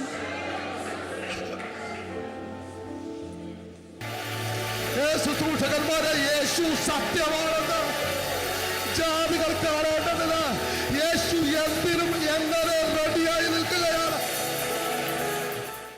അപ്പോൾ സഹോദരങ്ങളെ, നിങ്ങളിപ്പോൾ കണ്ട ഈ വീഡിയോ എന്ന് പറയുന്ന ഒരു 10-17 വർഷം പഴക്കമുള്ളതായിരിക്കാം. ഒരു മിനിറ്റ് മാത്രമേ ഉള്ളൂ. 10-17 മിനിറ്റുള്ള വീഡിയോയിലെ 2 ഭാഗങ്ങൾ നിങ്ങൾ കേട്ടു. ഏകദേശം 1 മിനിറ്റിനടുത്ത് സമയമെടുത്തു. അതിൻ്റെ 2ാം ഭാഗത്ത് അദ്ദേഹം പറയുന്നൊരു കാര്യമുണ്ട്. അദ്ദേഹം അവിടെ പറയുന്നത് യേശുക്രിസ്തു എന്തിനും ഏതിനും തയ്യാറായി നിൽക്കുകയെന്ന്. ഇവരുദ്ദേശിക്കുന്ന രീതിയിലുള്ള എന്തിനും ഏതിനും തയ്യാറായി നിൽക്കുന്ന ആളാണോ യേശുക്രിസ്തു? യേശുക്രിസ്തു എഴുതപ്പെട്ട പ്രമാണത്തിന് വിരുദ്ധമായ ഒരു കാര്യം ചെയ്യില്ലെന്നുള്ളത് ഒരു സത്യക്രിസ്ത്യാനി എങ്ങനെയാണ് പഠിക്കുന്നത്? ഇസ്രായേൽ ജനത്തിന് പ്രമാണം കൊടുത്തവൻ ആരാ? ആ കൊടുത്തവൻ തന്നെ വേഷാൽ മനുഷ്യനായി ഭൂമിയിലേക്ക് വരികയാണ്. അങ്ങനെ ഒരു യഹൂദ കുടുംബത്തിൽ താൻ പിറക്കുകയാണ്. അങ്ങനെ പിറക്കാനായിട്ട് ദൈവം ഒരുക്കിയ സാഹചര്യങ്ങൾ നമുക്കറിയാം. വിശുദ്ധ മറിയയിലൂടെയാണ് ആ ജനനം സംഭവിക്കുന്നത്. 8-ാം നാളിൽ പരിച്ഛേദന ഏൽപ്പിച്ചു. പിന്നീട് കുഞ്ഞുമായിട്ട് ദൈവാലയത്തിൽ പോകേണ്ട സമയത്ത് കടന്നുപോയി.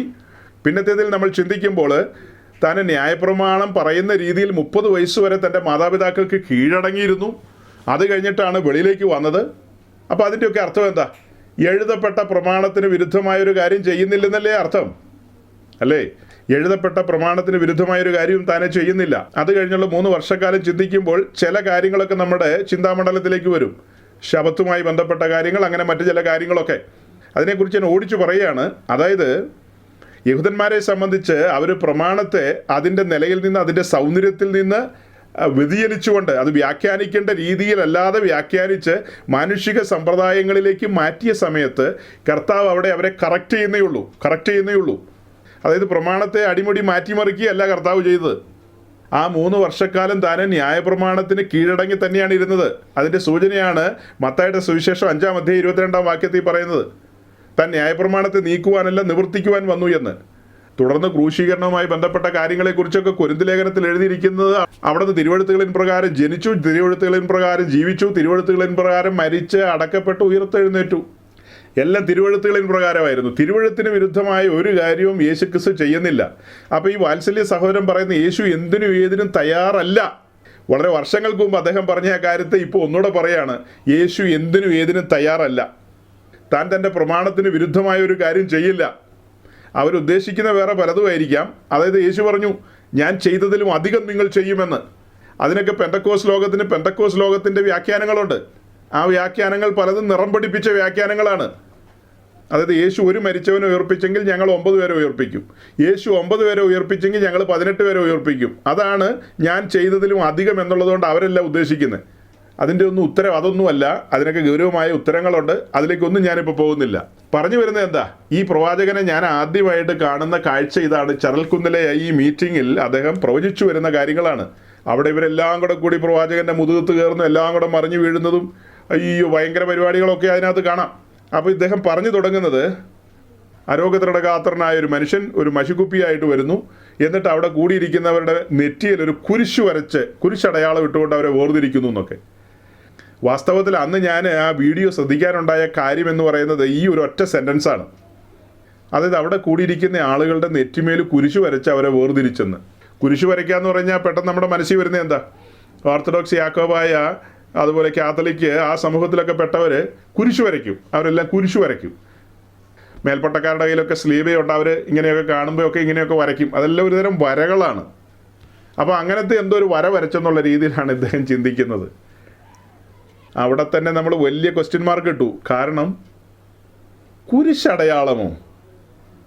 കുരിശടയാളം എന്നൊക്കെ പറയുമ്പോഴത്തേക്കും നമുക്ക് കാര്യങ്ങൾ ഡൈജസ്റ്റ് ആകാത്ത ചില മേഖലകൾ വരും. എന്തെന്ന് ചോദിച്ചാൽ, ക്രിസ്തീയ സഭയുടെ ചരിത്രത്തിൽ അതിൻ്റെ ആദ്യത്തെ 3 നൂറ്റാണ്ട് നമ്മളിന്ന് കാണുന്ന പോലെ ഈ കുരിശൊന്നും എങ്ങും പ്രദർശിപ്പിച്ചിരുന്നില്ല. അന്നങ്ങനെ പ്രത്യേകിച്ച് അടയാളങ്ങളൊന്നും ഇല്ലായിരുന്നു. അതായത് ആ സമയത്ത് സഭാ കൂടിവരവുകൾ ഏതെങ്കിലും വീട്ടിലോ എല്ലാം രഹസ്യ സ്ഥലങ്ങളിലാണ് നടക്കുന്നത്. അങ്ങനെ നടക്കുന്ന ആ സ്ഥലത്തേക്ക് മറ്റു കൂട്ടു സഹോദരങ്ങൾക്ക് വന്നെത്തുവാൻ പാകത്തിന് എവിടെയാണോ കൂടി വരുന്നത് ആ സ്ഥലത്തേക്ക് അവരിങ്ങനെ ഈ മത്സ്യത്തിൻ്റെ പടം ആ വഴിയിലോ എവിടെയെങ്കിലുമൊക്കെ ഇങ്ങനെ വരച്ചു വയ്ക്കും. അതായത് മതിലേലോ ഭിത്തിയേലോ മരത്തേലോ എവിടെയെങ്കിലുമൊക്കെ മത്സ്യത്തിൻ്റെ പടം. പണ്ട് കാലത്തെ ഈ ഓർത്തഡോക്സ് ചർച്ചുകളുടെയൊക്കെ അകത്ത് ചെന്ന് കഴിഞ്ഞാൽ അങ്ങനത്തെ പിക്ചറുകൾ കാണാം. ഇപ്പോൾ തുർക്കിയിലുള്ള ഹാഗിയ സോഫിയയുടെ അകത്ത് ചെന്ന് കഴിഞ്ഞാൽ ആ പള്ളിയുടെ മദ്ബഹായിൽ ഈ പറഞ്ഞ പോലെ അതിൻ്റെ മുകളിലൊക്കെ ഈ മത്സ്യത്തിൻ്റെ പടം വരച്ചു വെച്ചിട്ടുണ്ട്. ആ പള്ളിയുടെ മദ്ബഹായിലൊക്കെ അവിടെയൊക്കെ ഈ മത്സ്യത്തിൻ്റെ പടം ഇങ്ങനെ വരച്ചു വെച്ചിട്ടുണ്ട്. ക്രിസ്ത്യാനിറ്റിയുടെ ഒരു ഐക്കൺ എന്നുള്ള നിലയിൽ മത്സ്യത്തെ കൊണ്ട് നടന്നു എന്നല്ല ധരിക്കേണ്ടത്. ഇങ്ങനെ ഈ കാര്യം ചെയ്തു ഓട്ടോമാറ്റിക്കലി പിന്നത്തേതിൽ അതെന്തായിട്ട് മാറി? അത് അങ്ങനെയായിട്ടങ്ങ് മാറിയെന്ന് മാത്രമേ ഉള്ളൂ. അല്ലാതെ വേറെ കാര്യമൊന്നുമില്ല. അല്ലാതെ മനഃപൂർവ്വം പരിശുദ്ധാത്മാവ് അവർക്ക് ആലോചന കൊടുത്തിട്ട് ക്രിസ്ത്യാനിറ്റിയുടെ ഐക്കൺ ഇനി മുതൽ മീനാകട്ടോ എന്നൊന്നും പറഞ്ഞു കൊടുത്തതല്ല. എന്നാൽ കാലാന്തരത്തിൽ നമുക്കറിയാം കോൺസ്റ്റന്റൈൻ ഇതിലേക്ക് വന്നതും തൻ്റെ മാതാവ് ഹെലൻ അവരൊക്കെയായി ബന്ധപ്പെട്ട് പ്രചരിക്കുന്ന സ്റ്റോറികളിൽ കുരിശിന് വളരെ പ്രാധാന്യമുണ്ട്. പിന്നത്തേതിൽ ക്രിസ്ത്യാനിറ്റിയുടെ ഐഡൻറ്റിറ്റി ആയിട്ട് അറിയപ്പെടുന്നത് ചരിത്രത്തിൽ ഈ കുരിശാണ്. കുരിശുമായി ബന്ധപ്പെട്ട് ഒത്തിരി അപ്ഡേഷൻസ് പിന്നീട് വരികയാണല്ലോ. ഓരോരോ കാലഘട്ടത്തിൽ വ്യത്യസ്തമായ കാര്യങ്ങൾ ഇങ്ങനെ രംഗത്ത് വരുമല്ലോ. അങ്ങനെ വന്നാണ് ഇന്ന് നമ്മൾ കാണുന്ന ഈ കുരിശുവരെയും കാര്യങ്ങളെല്ലാം രംഗത്ത് കിടക്കുന്നത്. അപ്പം നമ്മുടെ പ്രവാചകൻ പറയാണ് കുരിശു വരച്ചു എന്ന്. നമ്മളിവിടെ നിരന്തരം ക്രൂശ് പ്രസംഗിക്കുന്നവരാണ്. ഒന്ന് പറഞ്ഞ് രണ്ടിന് നമ്മൾ ക്രൂശിൻ്റെ കാര്യം പറയും. എപ്പോഴും ക്രൂശ് എന്ന് പറയും. അപ്പോൾ അതെന്നാ ക്രൂശാ? ഈ പ്രവാചകൻ പറഞ്ഞ എന്നാ കുരിശാ? രണ്ടും ഒത്തുവരുമോ? രണ്ടും രണ്ട് കുരിശാ സഹോദരങ്ങളെ. നമ്മൾ മരക്കുരിശിൻ്റെ കാര്യമോ പൊൻകുരിശിൻ്റെ കാര്യമോ വെള്ളിക്കുരിശിൻ്റെ കാര്യമോ ഒന്നും അല്ല നമ്മൾ പറയുന്നത്. ഇന്ന് ഈ പള്ളികളിൽ കാണുന്ന പോലത്തെ എന്തെങ്കിലും ഒരു കുരിശിൻ്റെ കാര്യമല്ല നമ്മൾ പറയുന്നത്. നമ്മൾ ക്രൂശ് എന്ന് പറയുമ്പോൾ നമ്മുടെ ഉള്ളിലേക്ക് വരുന്ന ബോധ്യം അത് കാൽവറിയിലെ ബലിപീഠമാണ്. നമുക്കതൊരു ബലിപീഠമാണ്, ചുമ്മാ മരക്കുരിശൊന്നുമല്ല. അത് സ്വർഗം ഒരുക്കിയ ബലിപീഠമാണ്. മാനവവർഗത്തിൻ്റെ വീണ്ടെടുപ്പിന് വേണ്ടി സജ്ജമാക്കിയ യാഗപീഠമാണത്. അങ്ങനെ യേശുക്രിസ്തുവിൻ്റെ പരമയാഗം പൂർത്തീകരിക്കപ്പെട്ടതിന് ശേഷം പിന്നത്തേതിൽ അപ്പോസ്തലന്മാർ ഈ ലേഖനങ്ങളൊക്കെ എഴുതി വരുമ്പോൾ പൗലോസ് നിരന്തരം പറയുന്നൊരു കാര്യമുണ്ട്. ക്രൂശ് എൻ്റെ കൺമുമ്പിൽ വെച്ചിരിക്കുകയാണ്, ഞാൻ ക്രൂശിക്കപ്പെട്ട ക്രിസ്തുവിനെ പ്രസംഗിക്കുകയാണ്, ക്രൂശിലല്ലാതെ പ്രശംസിപ്പാൻ ഇടയില്ല എന്നൊക്കെ പറയുമ്പോൾ മരക്കുരിശും പൊൻകുരിശും വെള്ളിക്കുരിശുമായിട്ടാണ് എപ്പിസ്കോപ്പൽ സഭകൾ അതിനെ കണക്ട് ചെയ്യുന്നത്. മണ്ടത്തരം എന്ന് പറഞ്ഞാൽ മഹാമണ്ടത്തരമല്ലേ? ക്രൂശിൻ്റെ വചനങ്ങൾ, ക്രൂശിൻ്റെ ഉപദേശം, അതിൻ്റെ ആഴങ്ങൾ വിശദീകരിക്കേണ്ട കാര്യങ്ങളാണ്. കഴിഞ്ഞ നാളുകളിൽ നമ്മൾ വിശദീകരിച്ചിട്ടുള്ളതാണ്.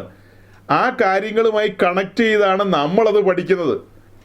അല്ലാതെ കുരിശ് വരച്ചെന്നോ കുരിശ് അടയാളം ഇട്ടെന്നൊക്കെ പറഞ്ഞു കഴിഞ്ഞാൽ അവിടെ കൃത്യമായിട്ട് നമുക്ക് മനസ്സിലാകും അത് ദൈവത്തിൻ്റെ പരിശുദ്ധാത്മാവിലുള്ള പ്രവചനവും ആലോചനയും ഒന്നുമല്ല. അത് വേറെ സ്പിരിറ്റിനാൽ മാനുഷിക ബുദ്ധിയിൽ പറയുന്ന കാര്യങ്ങളാണ്. അല്ലാതെ പരിശുദ്ധാത്മാവിലൊന്നും അല്ല കാര്യങ്ങളെ പറയുന്നത്. അപ്പോൾ നമ്മൾ എന്താ പറഞ്ഞു വരുന്നത്? 100-ലധികം സീറ്റ് ഉണ്ടെന്ന് പറഞ്ഞാൽ അത് പരിശുദ്ധാത്മാവിലാകണമെന്നുണ്ടോ? ആ വ്യക്തിയെ ആവാത ചൂടം നമ്മൾ നിർത്തി പരിശോധിക്കും, പഠിക്കും. കഴിഞ്ഞ നാളുകളിൽ അവരുടെ ഡീലിങ്സ്, അവരുടെ ടീച്ചിങ്സ്, അവരുടെ ഇടപാടുകളെല്ലാം പരിശോധിക്കുമ്പോൾ നമുക്ക് മനസ്സിലാകുന്ന കാര്യമാണ്. ക്രിസ്തീയ ജീവിതത്തിൽ കഷ്ടങ്ങളുണ്ടെന്ന് അവർ പ്രസംഗിക്കുവോ, പഠിപ്പിക്കുവോ? അങ്ങനെ അവർക്ക് പഠിപ്പിക്കാൻ പറ്റുമോ? ജീവിതത്തിൽ സംഭവിക്കുന്ന കാര്യങ്ങളൊക്കെ ശാപങ്ങളാണെന്നാണ് ഈ പറയപ്പെട്ട പ്രവാചകൻ്റെ ഗുരുക്കന്മാരെല്ലാം പഠിപ്പിക്കുന്നത്. ഞാനൊരു കീ പോയിന്റ് നിങ്ങളുടെ മുമ്പാകെ വെക്കുകയാണ്, ശ്രദ്ധിക്കണം. അതായത് നമ്മളിപ്പോൾ കേട്ട പ്രവാചകനുമായി ബന്ധപ്പെട്ട് അദ്ദേഹത്തിൻ്റെ മെൻറ്റർ ആരാണെന്ന് നിങ്ങൾക്കറിയാമോ? അദ്ദേഹത്തിൻ്റെ മെൻറ്റർ എന്ന് പറയുന്നത് നമ്മുടെ ബഹുമാന്യനായ തങ്കുച്ചായനാണ്. അതെങ്ങനെയാണ് നമ്മളറിഞ്ഞത്? തങ്കുച്ചായൻ തന്നെ പറഞ്ഞ വീഡിയോ നമ്മുടെ കയ്യിലുണ്ടല്ലോ. അദ്ദേഹം തന്നെ പറയായിരുന്നു, ജൂനിയർ ആയിട്ടുള്ള ശുശ്രൂഷകരെല്ലാം സീനിയർ ആയിട്ടുള്ള ശുശ്രൂഷകർക്ക് കീഴ്പ്പെട്ടിരിക്കണം, അവരുടെ മെൻറ്ററിങ്ങിന് കീഴിലായിരിക്കണം എന്നൊക്കെ പറഞ്ഞു വന്ന കൂട്ടത്തിലാണ് പറഞ്ഞത്. എക്സാമ്പിൾ പറഞ്ഞ് ഇങ്ങനെയാണ്. അടൂരുള്ള ഈ പ്രസിദ്ധനായ പ്രവാചകൻ അദ്ദേഹത്തിൻ്റെ തുടക്ക സമയം മുതൽ എൻ്റെ മെൻറ്ററിങ്ങിന് കീഴിലായിരുന്നു. എല്ലാ കാര്യങ്ങളും എന്നോട് ചോദിച്ചിട്ടാണ് ചെയ്യാറ്.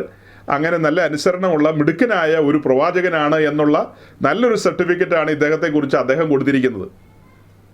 നമ്മുടെ ടിജോ പാസ്റ്ററിനെ വളരെ വളരെ ഞാൻ അപ്രീഷിയേറ്റ് ചെയ്യുന്നത് തൻ്റെ തുടക്കം മുതൽ ഇന്നയോളം എന്തെങ്കിലും തിരുത്തലുണ്ടെങ്കിൽ തങ്ങൾ വിളിച്ച് പറയണം. അപ്പോൾ ഈ പ്രവാചകന്റെ മെൻറ്റർ ആരാണെന്ന് നിങ്ങൾ കേട്ടല്ലോ. ഇനി മെൻറ്റർ എന്ന് പറയുന്ന അദ്ദേഹം തിരുവല്ലായിൽ ബഹുമാനപ്പെട്ട യോഹാൻ പ്രഥമന്റെ ഫ്യൂണറലിനോടുള്ള ബന്ധത്തിൽ നിന്ന് പ്രസംഗിക്കുന്ന പ്രസംഗം നിങ്ങൾ കേട്ടിട്ടുണ്ട്. അദ്ദേഹം എന്താ പറഞ്ഞത്?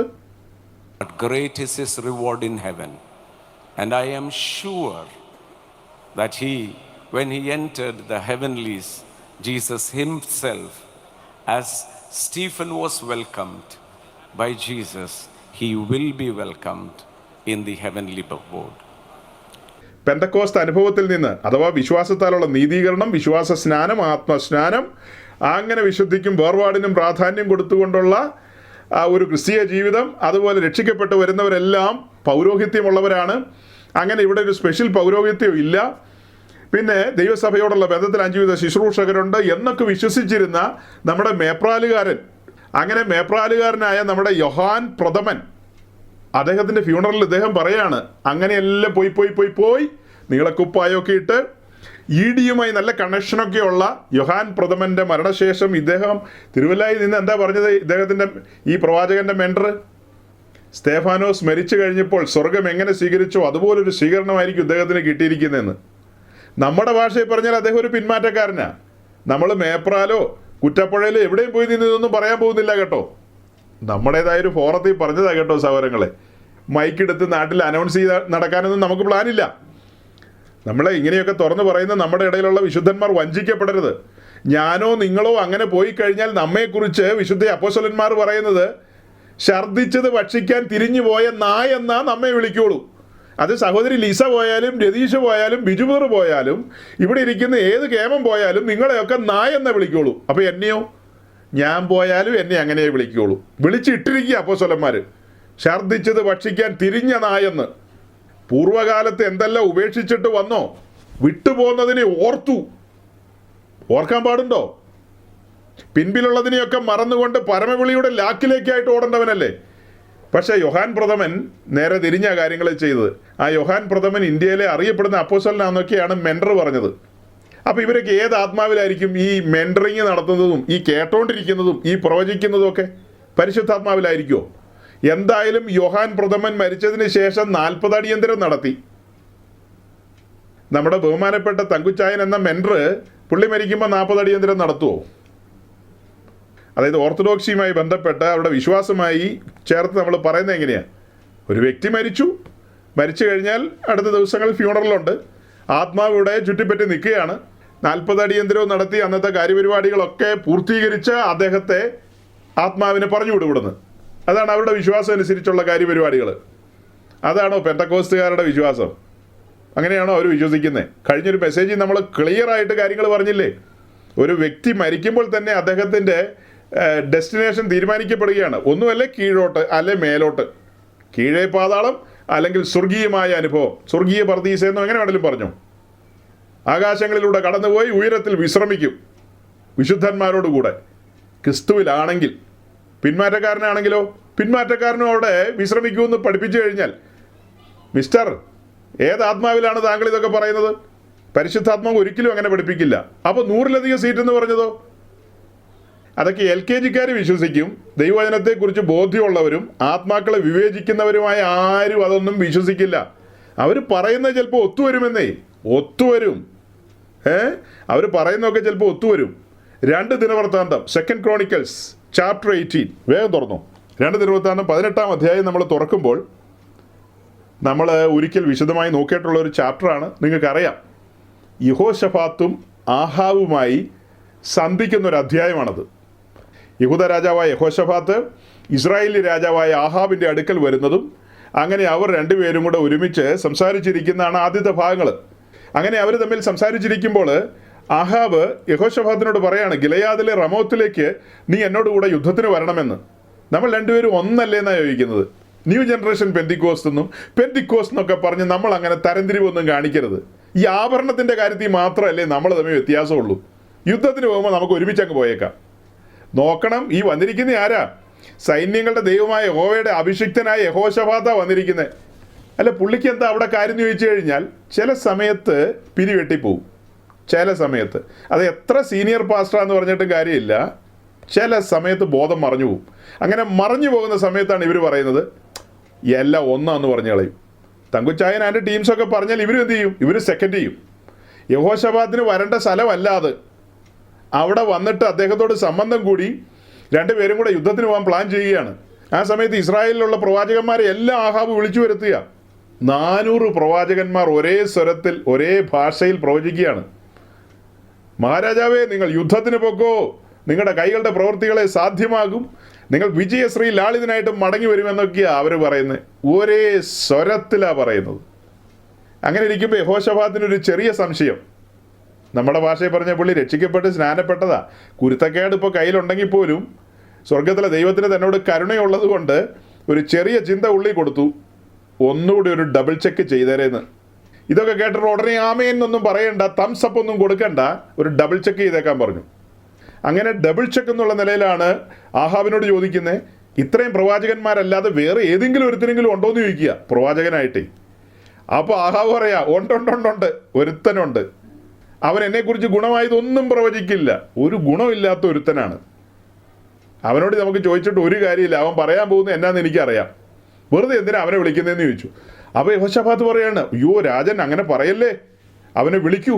അവൻ ആരാന്ന് ചോദിച്ചപ്പോൾ പറയാണ്, അങ്ങനെ മീഖായാവ് വേഗം കൂട്ടിക്കൊണ്ടുവരാനായിട്ട് രാജാവ് കൽപ്പിച്ചു.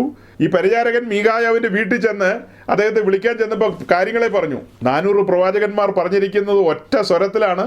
100-ലധികം സീറ്റെന്നാണ് അവരെല്ലാം പ്രവചിച്ചിരിക്കുന്നത്. നീ ആയിട്ട് ഇനി അത് മാറ്റി പറയരുത്, 102 105 പറയാനായിട്ട് നിൽക്കണ്ട, 100-ലധികം സീറ്റെന്ന് നീയും അങ്ങനെ അങ്ങ് പറഞ്ഞേക്കാൻ പറഞ്ഞു. കാര്യങ്ങളൊക്കെ ഇങ്ങനെയൊക്കെ തന്നെയാണ് എന്നുള്ളത് അങ്ങ് പറഞ്ഞേരേ എന്ന് പറഞ്ഞു. അപ്പോൾ മീഖായാവ് വന്നു കാര്യങ്ങളൊക്കെ പറഞ്ഞ് കാര്യങ്ങളിലേക്ക് വന്നു കഴിഞ്ഞപ്പോൾ മീഖായാവ് ദർശനം കാണാൻ തുടങ്ങി, വെളിപ്പാട് കാണാൻ തുടങ്ങി. സ്വർഗീയമായ ദർശനം, അതായത് മഹത്വ സിംഹാസനത്തെയൊക്കെ കണ്ടുകൊണ്ട് താനെ കാര്യങ്ങൾ പറഞ്ഞു തുടങ്ങിയാണ്. 18-ാമത്തെ വാക്യത്തിൽ അങ്ങനെയാണ്, എന്നാൽ യഹോവയുടെ വചനം കേട്ടുകൊള്ളുവിൻ, യഹോവ തന്റെ സിംഹാസനത്തിൽ ഇരിക്കുന്നതും സ്വർഗത്തിലെ സൈന്യമെല്ലാം അവന്റെ വലത്തും ഇടത്തും നിൽക്കുന്നതും ഞാൻ കണ്ടു.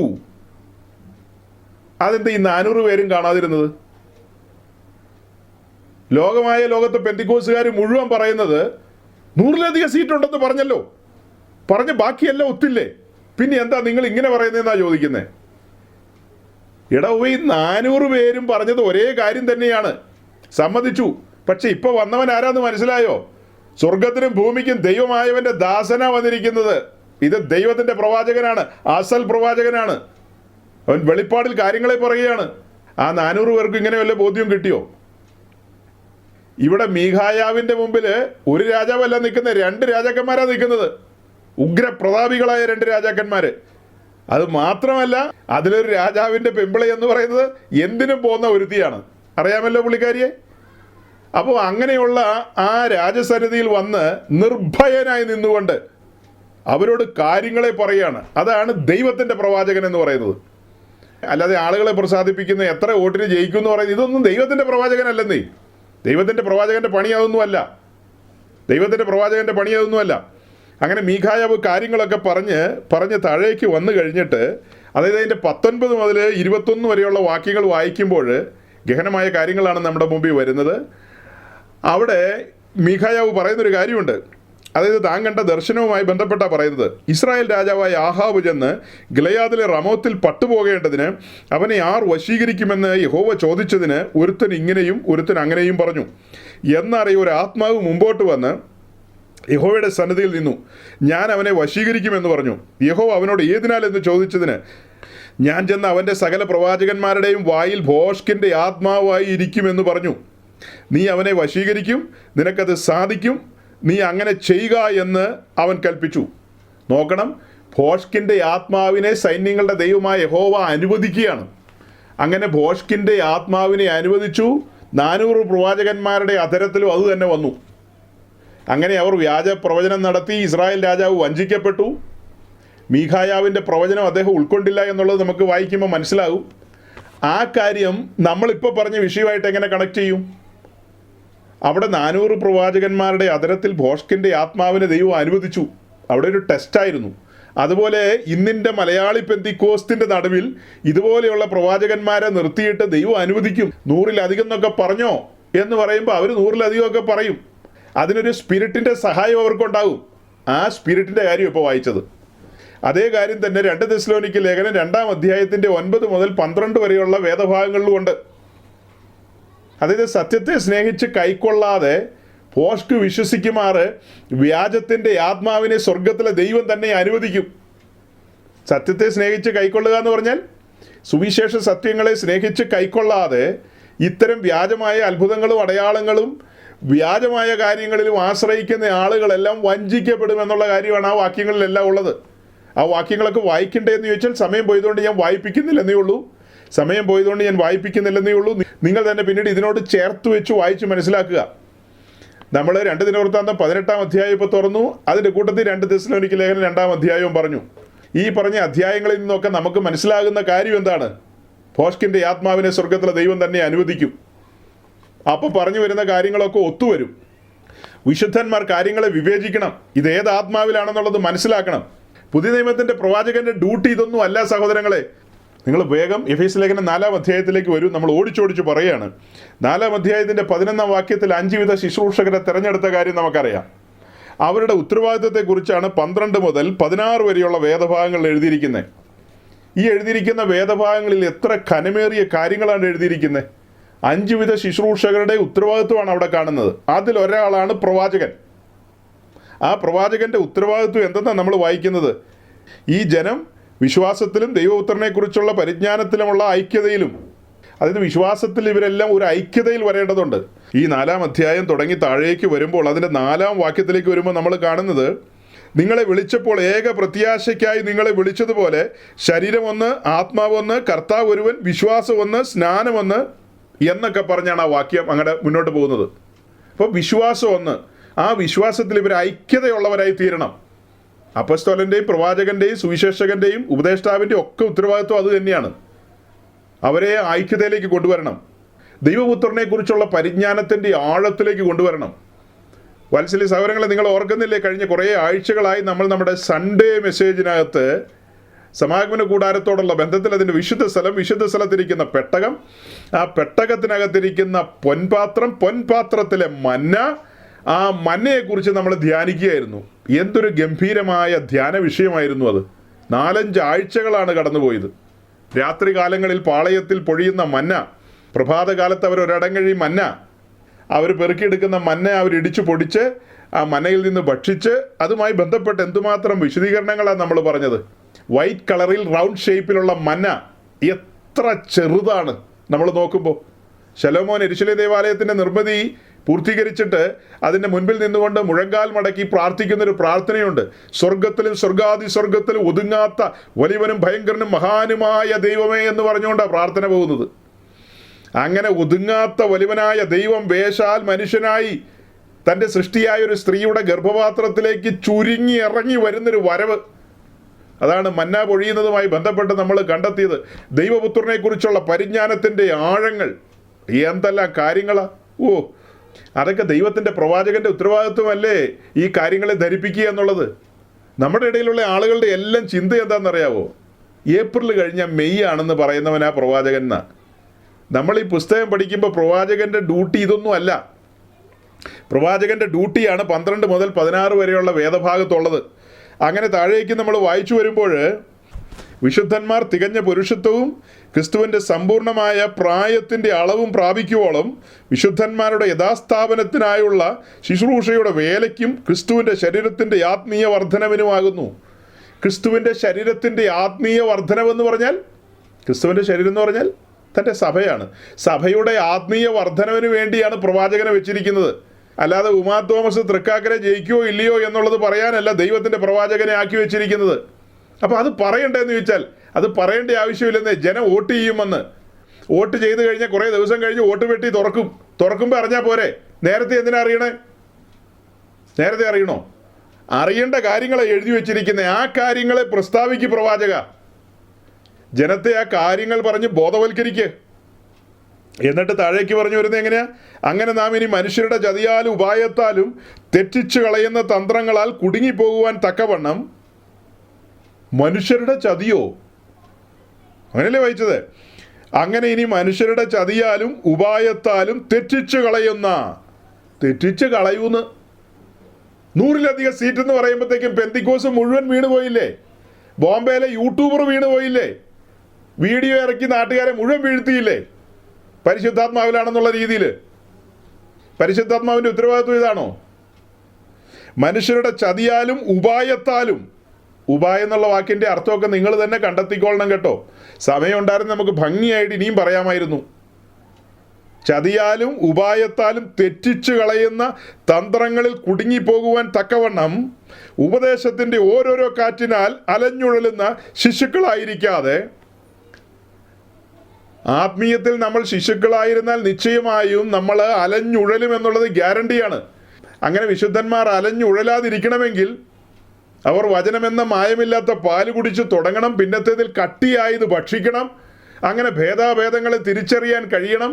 കാള വാല് വെക്കുമ്പോൾ തന്നെ മനസ്സിലാക്കിക്കൊള്ളണം കാര്യപരിപാടികൾ.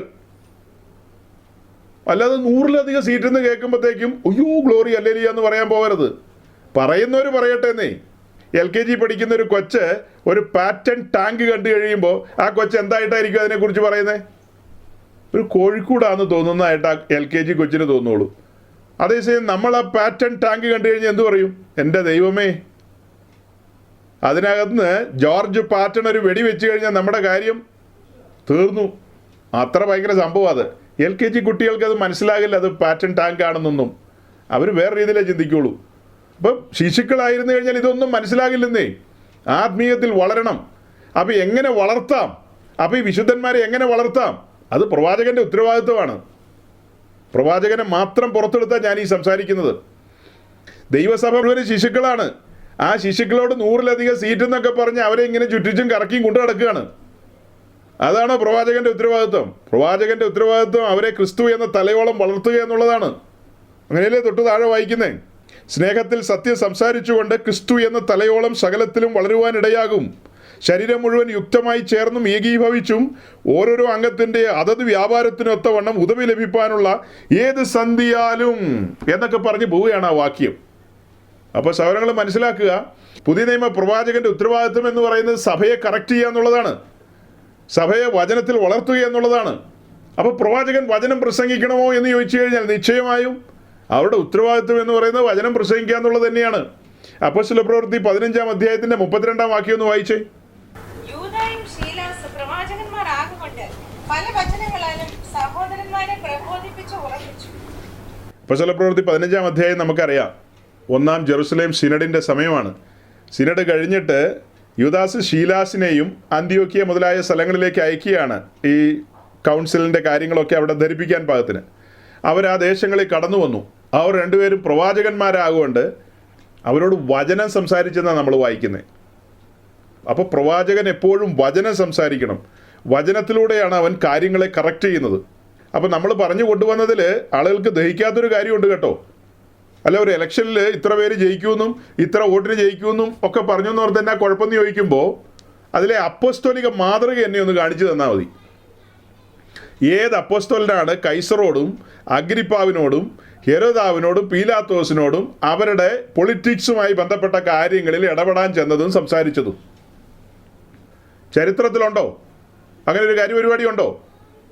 ഇവിടുത്തെ പൊളിറ്റിക്സുമായി ബന്ധപ്പെട്ട കാര്യങ്ങളൊക്കെ പൊളിറ്റീഷ്യൻസ് ചെയ്തോളൂന്നേ. ദൈവസഭയിലെ കുഞ്ഞുങ്ങൾ പാൽക്കുപ്പിയിട്ട് ചപ്പുന്നുണ്ട്, അതിനകത്തൊരു പാലുമില്ല, ഒന്നുമില്ല. അങ്ങനത്തെ പശ്ചാത്തലത്തിൽ ഇരിക്കുമ്പോഴാണ് 100-ലധികം സീറ്റിൻ്റെ കഥയൊക്കെ പറഞ്ഞു വരുന്നത്. ഇവിടെ പ്രഥമമായ പരിഗണന കൊടുക്കേണ്ട വിഷയം സഭയുടെ ആത്മീയ വർധനവാണ്. പ്രവാചകന്മാർ അതിനുവേണ്ടി ഉത്സാഹിക്കുക. പ്രവാചകന്മാരെ ആക്കി വെച്ചിരിക്കുന്ന ആ കാര്യത്തിന് വേണ്ടിയിട്ടാണ്, ലോകകാര്യം പറയാൻ വേണ്ടിയിട്ടല്ല. ദൈവത്തിൻ്റെ പരിശുദ്ധാത്മാവിൻ്റെ കാര്യപരിപാടികളല്ല അതൊന്നും. ഞാൻ പറഞ്ഞു, പരിശുദ്ധാത്മാവിലാണെങ്കിൽ 102 പറഞ്ഞേനെ, 100-ലധികം എന്ന് പറയില്ല. എഴുതി വെച്ചോ നിങ്ങൾ. ജീവനുള്ള ദൈവത്തിൻ്റെ ദാസനാ പറയുന്നത്, പരിശുദ്ധാത്മാവിലാണെങ്കിൽ 102 പറഞ്ഞേനെ, 100-ലധികം എന്നല്ല പറയുന്നത്. നിങ്ങൾക്ക് മനസ്സിലാക്കാൻ പറ്റുന്നുണ്ടോ എന്ന് എനിക്കറിയില്ല. എനിക്ക് മനസ്സിലായി. എനിക്ക് നേരത്തെ കാര്യങ്ങളെ മനസ്സിലായി. അതെങ്ങനെ നേരത്തെ മനസ്സിലായത്? എനിക്ക് എങ്ങനെയാണ് ഈ കാര്യങ്ങൾ നേരത്തെ മനസ്സിലായി എന്നുള്ളതിന് ഒരു വീഡിയോ കൂടെ കാണിക്കാം. അതും വളരെ വർഷങ്ങൾക്ക് പഴക്കമുള്ളൊരു വീഡിയോ ആണ്. ആരോ എനിക്ക് തന്നതാണ്, അതെൻ്റെ കയ്യിലുണ്ടായിരുന്നു. ആ വീഡിയോ ജസ്റ്റ് നിങ്ങളൊന്ന് കാണുക. ഒരു കാര്യം കൂടെ പറയട്ടെ, ആ വീഡിയോ കാണുമ്പോൾ ചില ക്യാപ്ഷൻസൊക്കെ ഇങ്ങനെ എഴുതി വരും. ആ എഴുതി വരുന്ന കാര്യങ്ങളും കൂടെ നിങ്ങൾ വായിക്കണം, എങ്കിലേ അതിൻ്റെ ഉത്തരം കിട്ടുകയുള്ളൂ. യെസ്,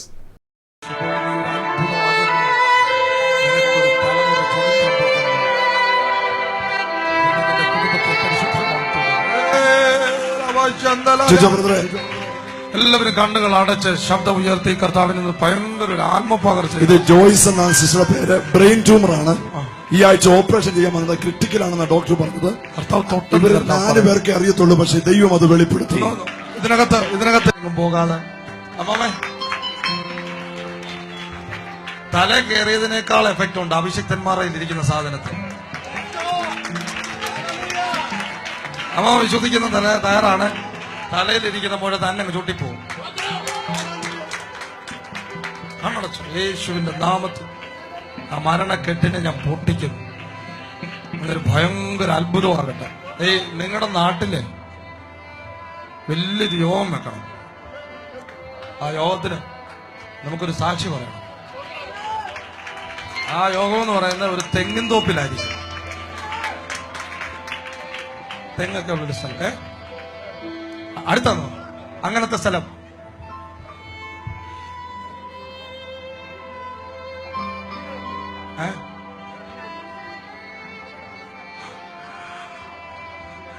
കർത്താവ് ഒരു അത്ഭുതത്തെ ചെയ്തതിനായിട്ട് സ്തോത്രം ചെയ്യും. എല്ലാവരും ചേർന്നൊരു സ്തോത്രം ചെയ്യും. ഒന്ന് പ്രാർത്ഥിച്ചു. ബ്രെയിൻ ട്യൂമർ കർത്താവ് തൊടുകയാണ്.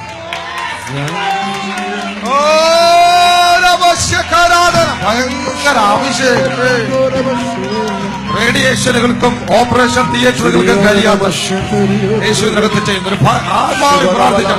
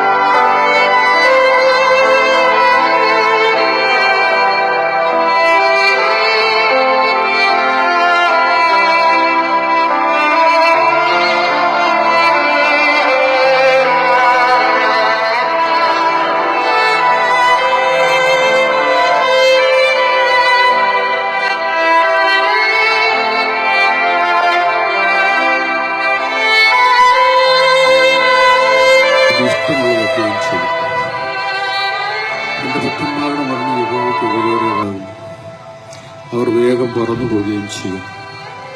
പ്രിയ ജോയ്സ് ഉമ്മയുടെ വേർപാട് ഏവർക്കും, ഉമ്മയെ അറിയാവുന്ന എല്ലാവർക്കും വളരെയധികം ദുഃഖം കൊടുക്കുന്ന ഒന്നാണ്. എങ്കിലും ദൈവം തനിക്ക് ഇഷ്ടമുള്ളതൊക്കെയും ചെയ്യുന്നു. ദൈവത്തിന് ഇഷ്ടമുള്ളതൊക്കെയും ദൈവം മുൻപേ തന്റെ ഭാഗ്യത്തിലേക്ക് എത്തിക്കുന്നു. ആ കാര്യം പറയുന്നത്. അപ്പോൾ സഹോദരങ്ങളെ, ഇപ്പോൾ നിങ്ങൾ കണ്ട ഈ വീഡിയോ, ആ വീഡിയോയിലൂടെ ഒത്തിരി കാര്യങ്ങൾ നമ്മോട് സംസാരിക്കുന്നുണ്ട്. നമ്മുടെ ചുറ്റും ഇന്ന് കാണുന്ന പ്രവാചക വേഷത്തിലൊക്കെ നടക്കുന്ന ആളുകൾ, നിങ്ങൾക്ക് തന്നെ ആഴത്തിൽ പഠിക്കാവുന്ന കാര്യങ്ങളാണ് ഇതൊക്കെ. ഞാനൊരു സൂചനയാണ് നിങ്ങളുടെ മുമ്പിൽ ഇട്ട് തന്നത്. വിശദമായി പറയേണ്ടതും പഠിപ്പിക്കേണ്ടതുമായ കാര്യമാണ്. എഫേസ്യ ലേഖനം 4-ാം അധ്യായം തുറന്നു വെച്ച് പ്രവാചകൻ്റെ ഉത്തരവാദിത്വമാണ് പറഞ്ഞത്. പ്രവചന വരം കൈകാര്യം ചെയ്യുന്നവരുടെ കാര്യമല്ല പറഞ്ഞത്. 5 വിധ ശുശ്രൂഷയിൽ നമ്മൾ വായിക്കുന്ന 2-ാമത്തെ പേരാണ് പ്രവാചകൻ. പുതിയ നിയമത്തിൻ്റെ പ്രവാചകൻ. പഴയ നിയമത്തിൻ്റെ പ്രവാചകനെ കുറിച്ചൊക്കെ പഠിച്ചിട്ടുള്ള മനുഷ്യരല്ലേ നമ്മൾ. ഏലിയാവിനെ കുറിച്ചൊക്കെ. ഏലിയാവിൻ്റെയൊക്കെ തലയെടുപ്പ് എന്താ? അതുപോലെ യോഹന്നാൻ സ്നാപകൻ്റെ തലയെടുപ്പ് എന്താ? ഞാൻ A.W. ടോസറിൻ്റെ ഒരു കൊട്ടേഷൻ ഞാനിങ്ങനെ നോട്ട് ചെയ്ത് വെച്ചിരിക്കുകയായിരുന്നു. അദ്ദേഹം പറയുന്നൊരു കാര്യമുണ്ട്.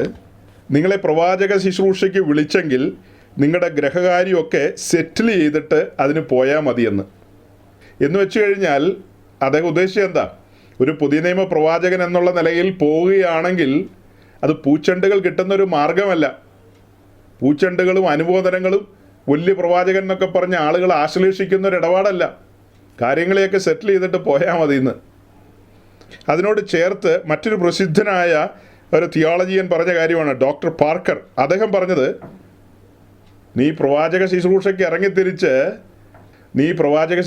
ഇറങ്ങിത്തിരിച്ച് ജനത്തോട് മാനസാന്തരം പ്രസംഗിക്കുകയാണെങ്കിൽ ഈ പറയപ്പെട്ടവരൊക്കെ അമേരിക്കൻ പശ്ചാത്തലത്തിൽ നിന്നുകൊണ്ട് കാര്യങ്ങളെ പറഞ്ഞവരാണ്. അതായത് അമേരിക്കയിലെ സാഹചര്യങ്ങളും അവിടുത്തെ ആളുകളുടെ സ്വഭാവങ്ങളും മ്ലേച്ഛതകളും പല കാര്യങ്ങളും ഒക്കെ മുൻനിർത്തിക്കൊണ്ടായിരിക്കാം അവരുദ്ദേശിച്ചത്. നീ മാനസാന്തരം പ്രസംഗിക്കുകയാണെങ്കിൽ ആദ്യം നിൻ്റെ തല ഡെഡിക്കേറ്റ് ചെയ്യണമെന്ന്. ഇങ്ങനെയാണ് പറയുന്നത്, dedicate your head to heaven. അതായത് ദൈവസന്നിധി നിൻ്റെ തലയങ്ങ് ഡെഡിക്കേറ്റ് ചെയ്തേക്കാൻ. അത് വരും ദിവസങ്ങളിലൊക്കെ ഈ മാനസാന്തരം പ്രസംഗിച്ച് മുന്നോട്ട് പോകുമ്പോൾ എന്താ സംഭവിക്കുന്നതെന്ന് പറയാൻ പറ്റില്ലല്ലോ. ചേർത്ത് അദ്ദേഹം പറയുന്നത് ഏറിയാലൊരു 6 മാസമൊക്കെ മുന്നോട്ട് പോകുമായിരിക്കുമെന്ന്. അതായത് ഈ വിഷയം പറയാനുണ്ടായൊരു സാഹചര്യം, നമ്മൾ ബൈബിൾ പഠിക്കുമ്പോൾ ബൈബിളിൻ്റെ 2 ഭാഗം, പഴയ നിയമം പുതിയ നിയമം. പുതിയ നിയമം വെളിപ്പെടുന്നതിന് മുമ്പുള്ള ഒരു 400 വർഷക്കാലമുണ്ട്, ഒരു ഇരുണ്ട കാലയളവ്. അതിൻ്റെ ഒടുവിലാണ് ദൈവത്തിൻ്റെ പ്രവാചകനായ യോഹന്നാൻ സ്നാപകൻ രംഗത്ത് വരുന്നത്. അദ്ദേഹത്തെക്കുറിച്ച് നമുക്കറിയാവുന്ന കാര്യം എന്താ? അദ്ദേഹത്തിൻ്റെ വാസം മരുഭൂമിയിലായിരുന്നു. അദ്ദേഹം ഒരു ഏകാന്ത പഥികനായിരുന്നു. ഒറ്റപ്പെട്ട ജീവിതം നയിച്ചവനായിരുന്നു. ദൈവത്തിൻ്റെ മഹാന്മാരെല്ലാം അതുപോലെ ഒറ്റപ്പെട്ട ജീവിതം നയിക്കുന്നവരാണ്. അതായത് ദൈവത്തിൻ്റെ പ്രവാചകന്മാരൊക്കെ ഏതാണ്ട് ഏറെക്കുറെ ആ ഒരു നിലയിൽ ഈ ഏകാന്തതകളൊക്കെ അനുഭവിച്ചവരാണ്. അവർ ദൈവത്തോട് കൂടെ നടന്നവരാണ്. അങ്ങനെ ദൈവത്തിൻ്റെ ശബ്ദം കേട്ടവരാണ്. അവരുടെ സ്വരങ്ങൾ കാഹളനാദം പോലെയുള്ള സ്വരങ്ങളാണ്. കഴിഞ്ഞ ദിവസം ഞാൻ ഇതിനോടുള്ള ബന്ധത്തിൽ പറഞ്ഞൊരു കാര്യമുണ്ട്. അതായത് ഹെരോദാവിനോട് യോഹന്നാൻ സ്നാപകൻ പറഞ്ഞത് അടുത്ത ഇലക്ഷനിൽ 100-ലധികം സീറ്റ് കിട്ടുമെന്നൊന്നും അല്ല പറഞ്ഞത്. നീ വെച്ചിരിക്കുന്ന നിൻ്റെ ഭാര്യയല്ല എന്നുള്ള കാര്യമാണ് അവനെ ധരിപ്പിച്ചത്. മാനസാന്തരത്തിന് ഇടയുണ്ടോയെന്നാണ് ചോദിച്ചത്. അപ്പോൾ യോഹന്നാൻ സ്നാപകന് കഴുത്ത് പോവുകയാണ് ചെയ്തത്. അതുപോലെ പൗലോസ് അഗ്രിപ്പാവിനോടോ ഫെസ്തോസിനോടോ ഫേലിക്സിനോടോ ഒക്കെ പറഞ്ഞ എന്താ, പച്ചടി കയറ്റമാണ്, മക്കൾ ന്യൂയോർക്കിൽ പോകുന്നൊക്കെയാണോ അവരോട് പറഞ്ഞത്? അവരോട് ശരിക്കും മാനസാന്തരത്തെക്കുറിച്ച് തന്നെയാണ് പറഞ്ഞത്. കേട്ട് കേട്ട് കേട്ട് അവർ തിരിച്ചു ചോദിക്കുക, നീ ഞങ്ങളെ ക്രിസ്ത്യാനിയാക്കാനാണോ ശ്രമിക്കുന്നതെന്ന്. അപ്പോൾ പൗലോസ് പറയായിരുന്നു, യെസ്, നിശ്ചയമായും നിങ്ങളും ക്രിസ്ത്യാനിയാകണമെന്ന്. അത് നമ്മുടെ സോക്കോൾഡ് പെന്തിക്കോസ്റ്റ് പ്രവാചകന്മാരെന്ന് പറയുന്ന മലയാളി പെന്തിക്കോസ്റ്റ് പ്രവാചകന്മാർ ശ്രീമാൻ വി ഡി സതീശനോടാകട്ടെ, ശ്രീമാൻ രമേശ് ചെന്നിത്തലയോടാകട്ടെ, ശ്രീമാൻ പിണറായി വിജയനോടാകട്ടെ, അങ്ങനെയുള്ള എല്ലാ വിജയന്മാരോടും ഇവർ പോയി സംസാരിക്കുന്നുണ്ട്. പക്ഷേ അവർക്ക് ആർക്കും ഒരിക്കലും തോന്നുന്നില്ല ഇവരുടെ സംസാരം കേട്ടിട്ടൊരു മാനസാന്തര അനുഭവത്തിലേക്ക് വരണമെന്നും ഞങ്ങളെ ക്രിസ്ത്യാനിയാകാൻ നിർബന്ധിക്കുകയാണോ എന്ന് ഇന്ന് വരെ വി ഡി സതീശൻ ആരോടും ചോദിച്ചിട്ടില്ല. 100-ലധികം സീറ്റ് കിട്ടും അല്ലേന്നാ ചോദിച്ചിട്ടുള്ളൂ. അതേസമയം അഗ്രിപ്പാവിനോട് സംസാരിക്കുമ്പോൾ പൗലോസിനോട് തിരിച്ചു ചോദിക്കുക, നീ എന്നെ ക്രിസ്ത്യാനിയാകാൻ സമ്മതിപ്പിക്കുകയാണോന്ന്. അതാണ് യഥാർത്ഥ ദൈവത്തിൻ്റെ അഭിഷിക്തനായ പ്രവാചകനുമായിട്ട് സംസാരിച്ചു കഴിഞ്ഞാൽ ഏത് കൊമ്പത്തെ രാജാവാകട്ടെ, ഏത് ഓപ്പോസിഷൻ ലീഡർ ആകട്ടെ, ഏത് ചീഫ് മിനിസ്റ്റർ ആകട്ടെ, ഏത് പ്രൈം മിനിസ്റ്റർ ആകട്ടെ, അവർക്ക് പാപബോധം ഉണ്ടാകും. ദൈവത്തിൻ്റെ അഭിഷിക്തൻ്റെ അടുക്കൽ അധികം നേരം അവർക്ക് നിൽക്കാൻ കഴിയില്ല. അതിൻ്റെ കാര്യം ഞാൻ നിങ്ങൾക്ക് പറഞ്ഞു തരേണ്ട ആവശ്യമുണ്ടോ? നിങ്ങൾക്ക് അറിയാമല്ലോ അതിൻ്റെ കാര്യം എന്താണെന്ന്. വിശദീകരിക്കണോ? അടുത്ത് നിൽക്കാൻ പറ്റുമോ? പറ്റത്തില്ല. പാപബോധം വരുമോ അവർക്ക്? അങ്ങനെ ദൈവത്തിൻ്റെ ആത്മാവിനാൽ പ്രവചിക്കുന്ന പ്രവാചകന്മാരെ ഒന്നും നമ്മൾ ഈ പറഞ്ഞ നമ്മുടെ ബഹുമാനപ്പെട്ട ഭരണാധികാരികൾ ആരും കണ്ടിട്ടില്ല. ദൈവം അവരുടെ നടുവിലേക്ക് അങ്ങനത്തെ പ്രവാചകന്മാരെ അയക്കട്ടെ എന്ന് നമുക്ക് പ്രാർത്ഥിക്കാം. നമുക്ക് ഈ ദിവസങ്ങളിൽ പ്രാർത്ഥിക്കേണ്ട ഗൗരവമായൊരു പ്രാർത്ഥനാ വിഷയമാണ്. നമ്മുടെ ഇടയിൽ ധാരാളം പ്രവാചകന്മാർ എഴുന്നേൽക്കണം. അതായത് ഉണങ്ങി വരേണ്ട പുൾപിറ്റുകളിൽ നിന്ന് പ്രഭാഷകന്മാർ ജീവനില്ലാത്ത പ്രഭാഷണങ്ങൾ പ്രഭാഷിച്ചുകൊണ്ടിരിക്കുകയാണ്. അതിൻ്റെ നടുവിൽ ഘനശാലികളായ പ്രവാചകന്മാർ ദൈവത്തിൻ്റെ ആലോചന വെളിപ്പെടുത്തണം. ഈ രാത്രിയിൽ ദൈവത്തിൻ്റെ പ്രവാചകന്മാർ എവിടെയെന്നുള്ള ചോദ്യമാണ് വരുന്നത്. ഘനശാലികളായ ദൈവത്തിൻ്റെ പ്രവാചകന്മാർ എഴുന്നേൽക്കട്ടെ, ഭരണാധികാരികൾ വിറയ്ക്കട്ടെ, ദേശം വിറയ്ക്കട്ടെ, ദൈവസഭ വചനത്തിലേക്ക് മടങ്ങി വരട്ടെ, കാന്ത ഒരുക്കം പൂർത്തിയാക്കട്ടെ, അതിനൊക്കെ ഗൗരവം കൊടുക്കട്ടെ. രാജ്യത്തെ ഇലക്ഷനോ മറ്റു കാര്യങ്ങളൊക്കെ അത് നടക്കേണ്ടതുപോലെ നടന്നോളൂ. ദൈവത്തിൻ്റെ അഭിഷിക്തന്മാർ അതിലൊന്നും തലയിടാനായിട്ട് പോകേണ്ട ആവശ്യമില്ലല്ലോ. കുഞ്ഞാടിൻ്റെ കാന്തി ഒരുക്കുക എന്നുള്ള ഗൗരവമായ ഉത്തരവാദിത്തത്തിലാണ് അവർ നിൽക്കേണ്ടത്. അവരതിന് വെളിയിലുള്ള കാര്യത്തിലേക്ക് പോകേണ്ട കാര്യമില്ലെന്നേ. അപ്പോസ്തലനായ പത്രോസ് പറയുന്നത് ഞങ്ങൾ പ്രാർത്ഥനയിലും വചന ശുശ്രൂഷയിലും ഉറ്റിരിക്കാമെന്നാണ്, അല്ലാതെ വേറെ കലാപരിപാടിക്കൊന്നും ഞങ്ങൾ പോകുന്നില്ലെന്നാണ് പറയുന്നത്. നോക്കണം, നമ്മുടെ പൂർവന്മാരായ അപ്പോസ്തലന്മാരുമായി ബന്ധപ്പെട്ട അന്നത്തെ കാര്യങ്ങൾ, അതിൻ്റെ പാറ്റേൺ നമ്മൾ പുറത്തെടുത്ത് പഠിക്കുമ്പോൾ ഇന്ന് കാണുന്ന ഈ കാര്യപരിപാടികളുമായിട്ട് ഇതിനൊന്നും ഒരു ബന്ധമില്ലെന്നുള്ളത് വിശുദ്ധന്മാർ മനസ്സിലാക്കണം. സഹോദരങ്ങളുടെ മുമ്പിൽ ഇപ്പോൾ കാണുന്ന ഈ പോസ്റ്റർ എന്ന് പറയുന്നത് 2014 ലോക്സഭാ ഇലക്ഷനോടുള്ള ബന്ധത്തിൽ അതിൻ്റെ റിസൾട്ട് പുറത്തു വന്ന റിസൾട്ടാണ് ഈ കാണുന്നത്. ഇതിൽ നമ്മൾ കാണുമ്പോൾ വലിയ മെജോറിറ്റിയിലാണ് ഭാരതീയ ജനതാ പാർട്ടി അധികാരത്തിലേക്ക് വരുന്നത്. അതായത് കോൺഗ്രസ് ഉൾപ്പെടുന്ന UPA ആ അലയൻസ് തകർന്ന് തരിപ്പണമായി താഴേക്ക് പോയി. BJPയുടെ മുന്നണിയായ NDA മുന്നണിയാണ് മുന്നോട്ട് വന്നത്. ഇവിടുത്തെ കൊടികുത്തിയ പ്രവാചകന്മാർ ആരും ഈ കാര്യം അന്ന് പറഞ്ഞില്ലല്ലോ. പരിശുദ്ധാത്മാവിൽ അവർക്ക് പറയാൻ മേലായിരുന്നോ? പരിശുദ്ധാത്മാവിൽ അവർക്ക് പറയാൻ പാടില്ലായിരുന്നോ? അതായത് പെന്തക്കോസ്റ്റ് ലോകമൊക്കെ നന്നായിട്ട് പ്രാർത്ഥിച്ചത് ആ സമയത്ത്, ഈ പറയപ്പെട്ട മുന്നണി വരാതെ കോൺഗ്രസ് മുന്നണി വന്നാൽ മതി എന്നുള്ള രീതിയിൽ. എന്തായാലും ആ സമയത്ത് ഏതെങ്കിലും ഒരു പ്രവാചകനിലൂടെ പരിശുദ്ധാത്മാവ് ഇത് പറയണ്ടേ, കൃത്യം സീറ്റിൻ്റെ എണ്ണം പറയണ്ടേ? അങ്ങനെ ഒരു കാര്യം അന്ന് പറഞ്ഞോ? അതായത് വരും ദിവസങ്ങളിൽ ക്രൈസ്തവ സമൂഹത്തിന് കേരളത്തിന് വെളിയിൽ സംഭവിക്കാൻ പോകുന്ന ഉപദ്രവങ്ങളും ഞെരുക്കങ്ങളും പീഡകളും അതൊക്കെ മുന്നിൽ കണ്ടുകൊണ്ട് അന്ന് ഈ കാര്യങ്ങളെ പറയണ്ടായിരുന്നോ? എന്നിട്ട് എന്തേ പറയാതിരുന്നത്? അതായത് ഇന്ത്യയുടെ ചരിത്രത്തിലെ ഏറ്റവും വലിയ സംഭവമാണ് 2015-16 ഒരു നവംബർ 8-ാം തീയതി ശ്രീമാൻ നരേന്ദ്രമോദി ഒരു നോട്ട് നിരോധനം ഏർപ്പെടുത്തി. രാത്രി 12 മണിക്ക്. രാത്രി 11 മണിക്കെങ്കിലും ഈ കൊടികുത്തിയ പ്രവാചകന്മാർ അനുഗ്രഹിക്കപ്പെട്ട പെന്തക്കോസുകാരോട് പറയണ്ടേ, കയ്യിലുള്ള 500-ന്റെ 1000-ന്റെ വേഗം കൈകാര്യം ചെയ്തോ, അല്ലെങ്കിൽ അനുഗ്രഹം എല്ലാം വെള്ളത്തിൽ പോകുന്ന ഒരു ദൂത് പറയണ്ടായിരുന്നോ? ഇവരൊക്കെ എവിടെയായിരുന്നു അന്ന്? ആരും പറഞ്ഞില്ലല്ലോ, അറിഞ്ഞില്ലല്ലോ. നോക്കണം, വഞ്ചനയുടെ ആത്മാവിൻ്റെ പ്രവർത്തനം ശക്തമാണ്. എഫേസ് ലേഖനം 4-ാം അധ്യായം തുറന്നപ്പോൾ നമ്മൾ കണ്ടു, മനുഷ്യരുടെ ചതിയാലും ഉപായത്താലും തെറ്റിച്ചു കളയുന്ന ചതിമോഹങ്ങളെക്കുറിച്ച് പറയുന്നു. മനുഷ്യരുടെ ചതിയാലും ഉപായത്താലും. അപ്പോൾ ചതിക്കപ്പെടാൻ സാധ്യതയുണ്ട്. സാത്താൻ ഉപായി എന്നുള്ള നിലയിൽ വരുമെന്ന് 2 കൊരിന്ത്യർ ലേഖനം 11-ാം അധ്യായത്തിൽ എഴുതിയിരിക്കുകയാണ്. കാന്തയുടെ വിരുത് തെറ്റിക്കാൻ പാകത്തിന്. പണ്ട് വലിമിച്ചിട്ട് അടുക്ക വന്ന പാമ്പ് ഇപ്പം മക്കളുടെ അടുക്ക വന്നിട്ട് ലോകത്തെ കാണിച്ചും 100-ലധികം സീറ്റ് എന്നൊക്കെ പറഞ്ഞ് അവരുടെ കാര്യപരിപാടി എന്താണെന്ന് പഠിക്കുന്നേ. അവർ ക്രൂശ് പ്രസംഗിക്കുന്നവരല്ല, ക്രൂശിക്കപ്പെട്ട ക്രിസ്തുവിനെ ഉയർത്തുന്നവരല്ല. അവരൊരു ക്രിസ്തുവിനെ കുറിച്ച് പറയുന്നുണ്ട്. ആ ക്രിസ്തു മറ്റൊരു ക്രിസ്തുവാണ്, നസ്രായനായ യേശു ക്രിസ്തു അല്ല. നസ്രായനായ യേശു ക്രിസ്തു പറഞ്ഞത് ഈ ലോകം എന്നെ പകച്ചു നിങ്ങളെയും പകയ്ക്കുമെന്ന. ഇവിടെ ഇട്ടുമൂടാൻ ഉണ്ടാകൂ എന്നൊന്നും അല്ല പറഞ്ഞത്. 70 ഏറിയാൽ 80, ആ 80-ൽ ലോകത്തിൽ നിങ്ങൾക്ക് കട്ടമുണ്ടെന്നാണ് പറഞ്ഞത്. നമ്മെക്കുറിച്ചുള്ള ദൈവത്തിൻ്റെ പദ്ധതികളും കാര്യപരിപാടികളും തൻ്റെ വിശുദ്ധ അപ്പോസ്തലന്മാരിലൂടെ നമുക്ക് തുറന്നു തന്നു. ആ തുറന്നു തന്ന കാര്യവുമായിട്ട് ഇവരുടെ ആരുടെയും കാര്യപരിപാടികൾ ഒത്തുവരുന്നില്ല. ഈ മെസ്സേജിനകത്ത് ഞാൻ കീ പോയിന്റ്സ് പറഞ്ഞിട്ടുണ്ട്. നിങ്ങൾ എത്ര പേരത് ഓർക്കുന്നുണ്ടെന്ന് എനിക്കറിയില്ല. അതായത് ഈ മേൽപ്പറഞ്ഞ പ്രവാചകൻ പരിശുദ്ധാത്മാവിലാണ് ശുശ്രൂഷിച്ചതെങ്കിൽ അദ്ദേഹത്തിൻ്റെ മെൻറ്ററുമായി ബന്ധപ്പെട്ട് കണക്ട് ചെയ്ത് ചില കാര്യങ്ങൾ ഞാൻ പറഞ്ഞു. അങ്ങനെയെങ്കിൽ അത് പരിശുദ്ധാത്മാവിലാണെങ്കിൽ നമുക്കെല്ലാം ഈ പെന്തക്കോസ്ത് അനുഭവത്തിൽ നിന്ന് സലാം പറഞ്ഞുകൊണ്ട് പഴയ താവളങ്ങളിലേക്ക് പോകാം. അവിടെ ആകുമ്പോൾ വിസ്തരിച്ചിരിക്കാവുന്ന വലിയ പള്ളികളൊക്കെയാണ്. അവിടെ പോയി ഇരുന്ന് കഴിഞ്ഞാൽ പിന്നത്തേതിൽ നമ്മൾ മരിച്ചു കഴിഞ്ഞ് 40 അടിയന്തരവും നടത്തി കഴിഞ്ഞ് അനുദയം ചൊല്ലി അല്ലെ ഒപ്പീസും ചൊല്ലി നമ്മളെ സ്വർഗത്തിൽ കയറ്റി വിടാൻ ആളുകളുണ്ടല്ലോ. പിന്നെ എന്തിനാ നമ്മൾ ഇവിടെ ഇങ്ങനെ തിക്കും തിരക്കൊക്കെ കൂട്ടി നടക്കുന്നത്? എൻ്റെ ആവശ്യമുണ്ടോ? സഹോദരങ്ങളെ, വഞ്ചനയുടെ ആത്മാവ് പ്രവർത്തിക്കുന്നു എന്ന് ഞാൻ ഒന്നുകൂടെ പറഞ്ഞുകൊണ്ട് വാക്കുകളെ ചുരുക്കിയാണ്. ദൈവം നിങ്ങളെ അനുഗ്രഹിക്കട്ടെ. Thank you.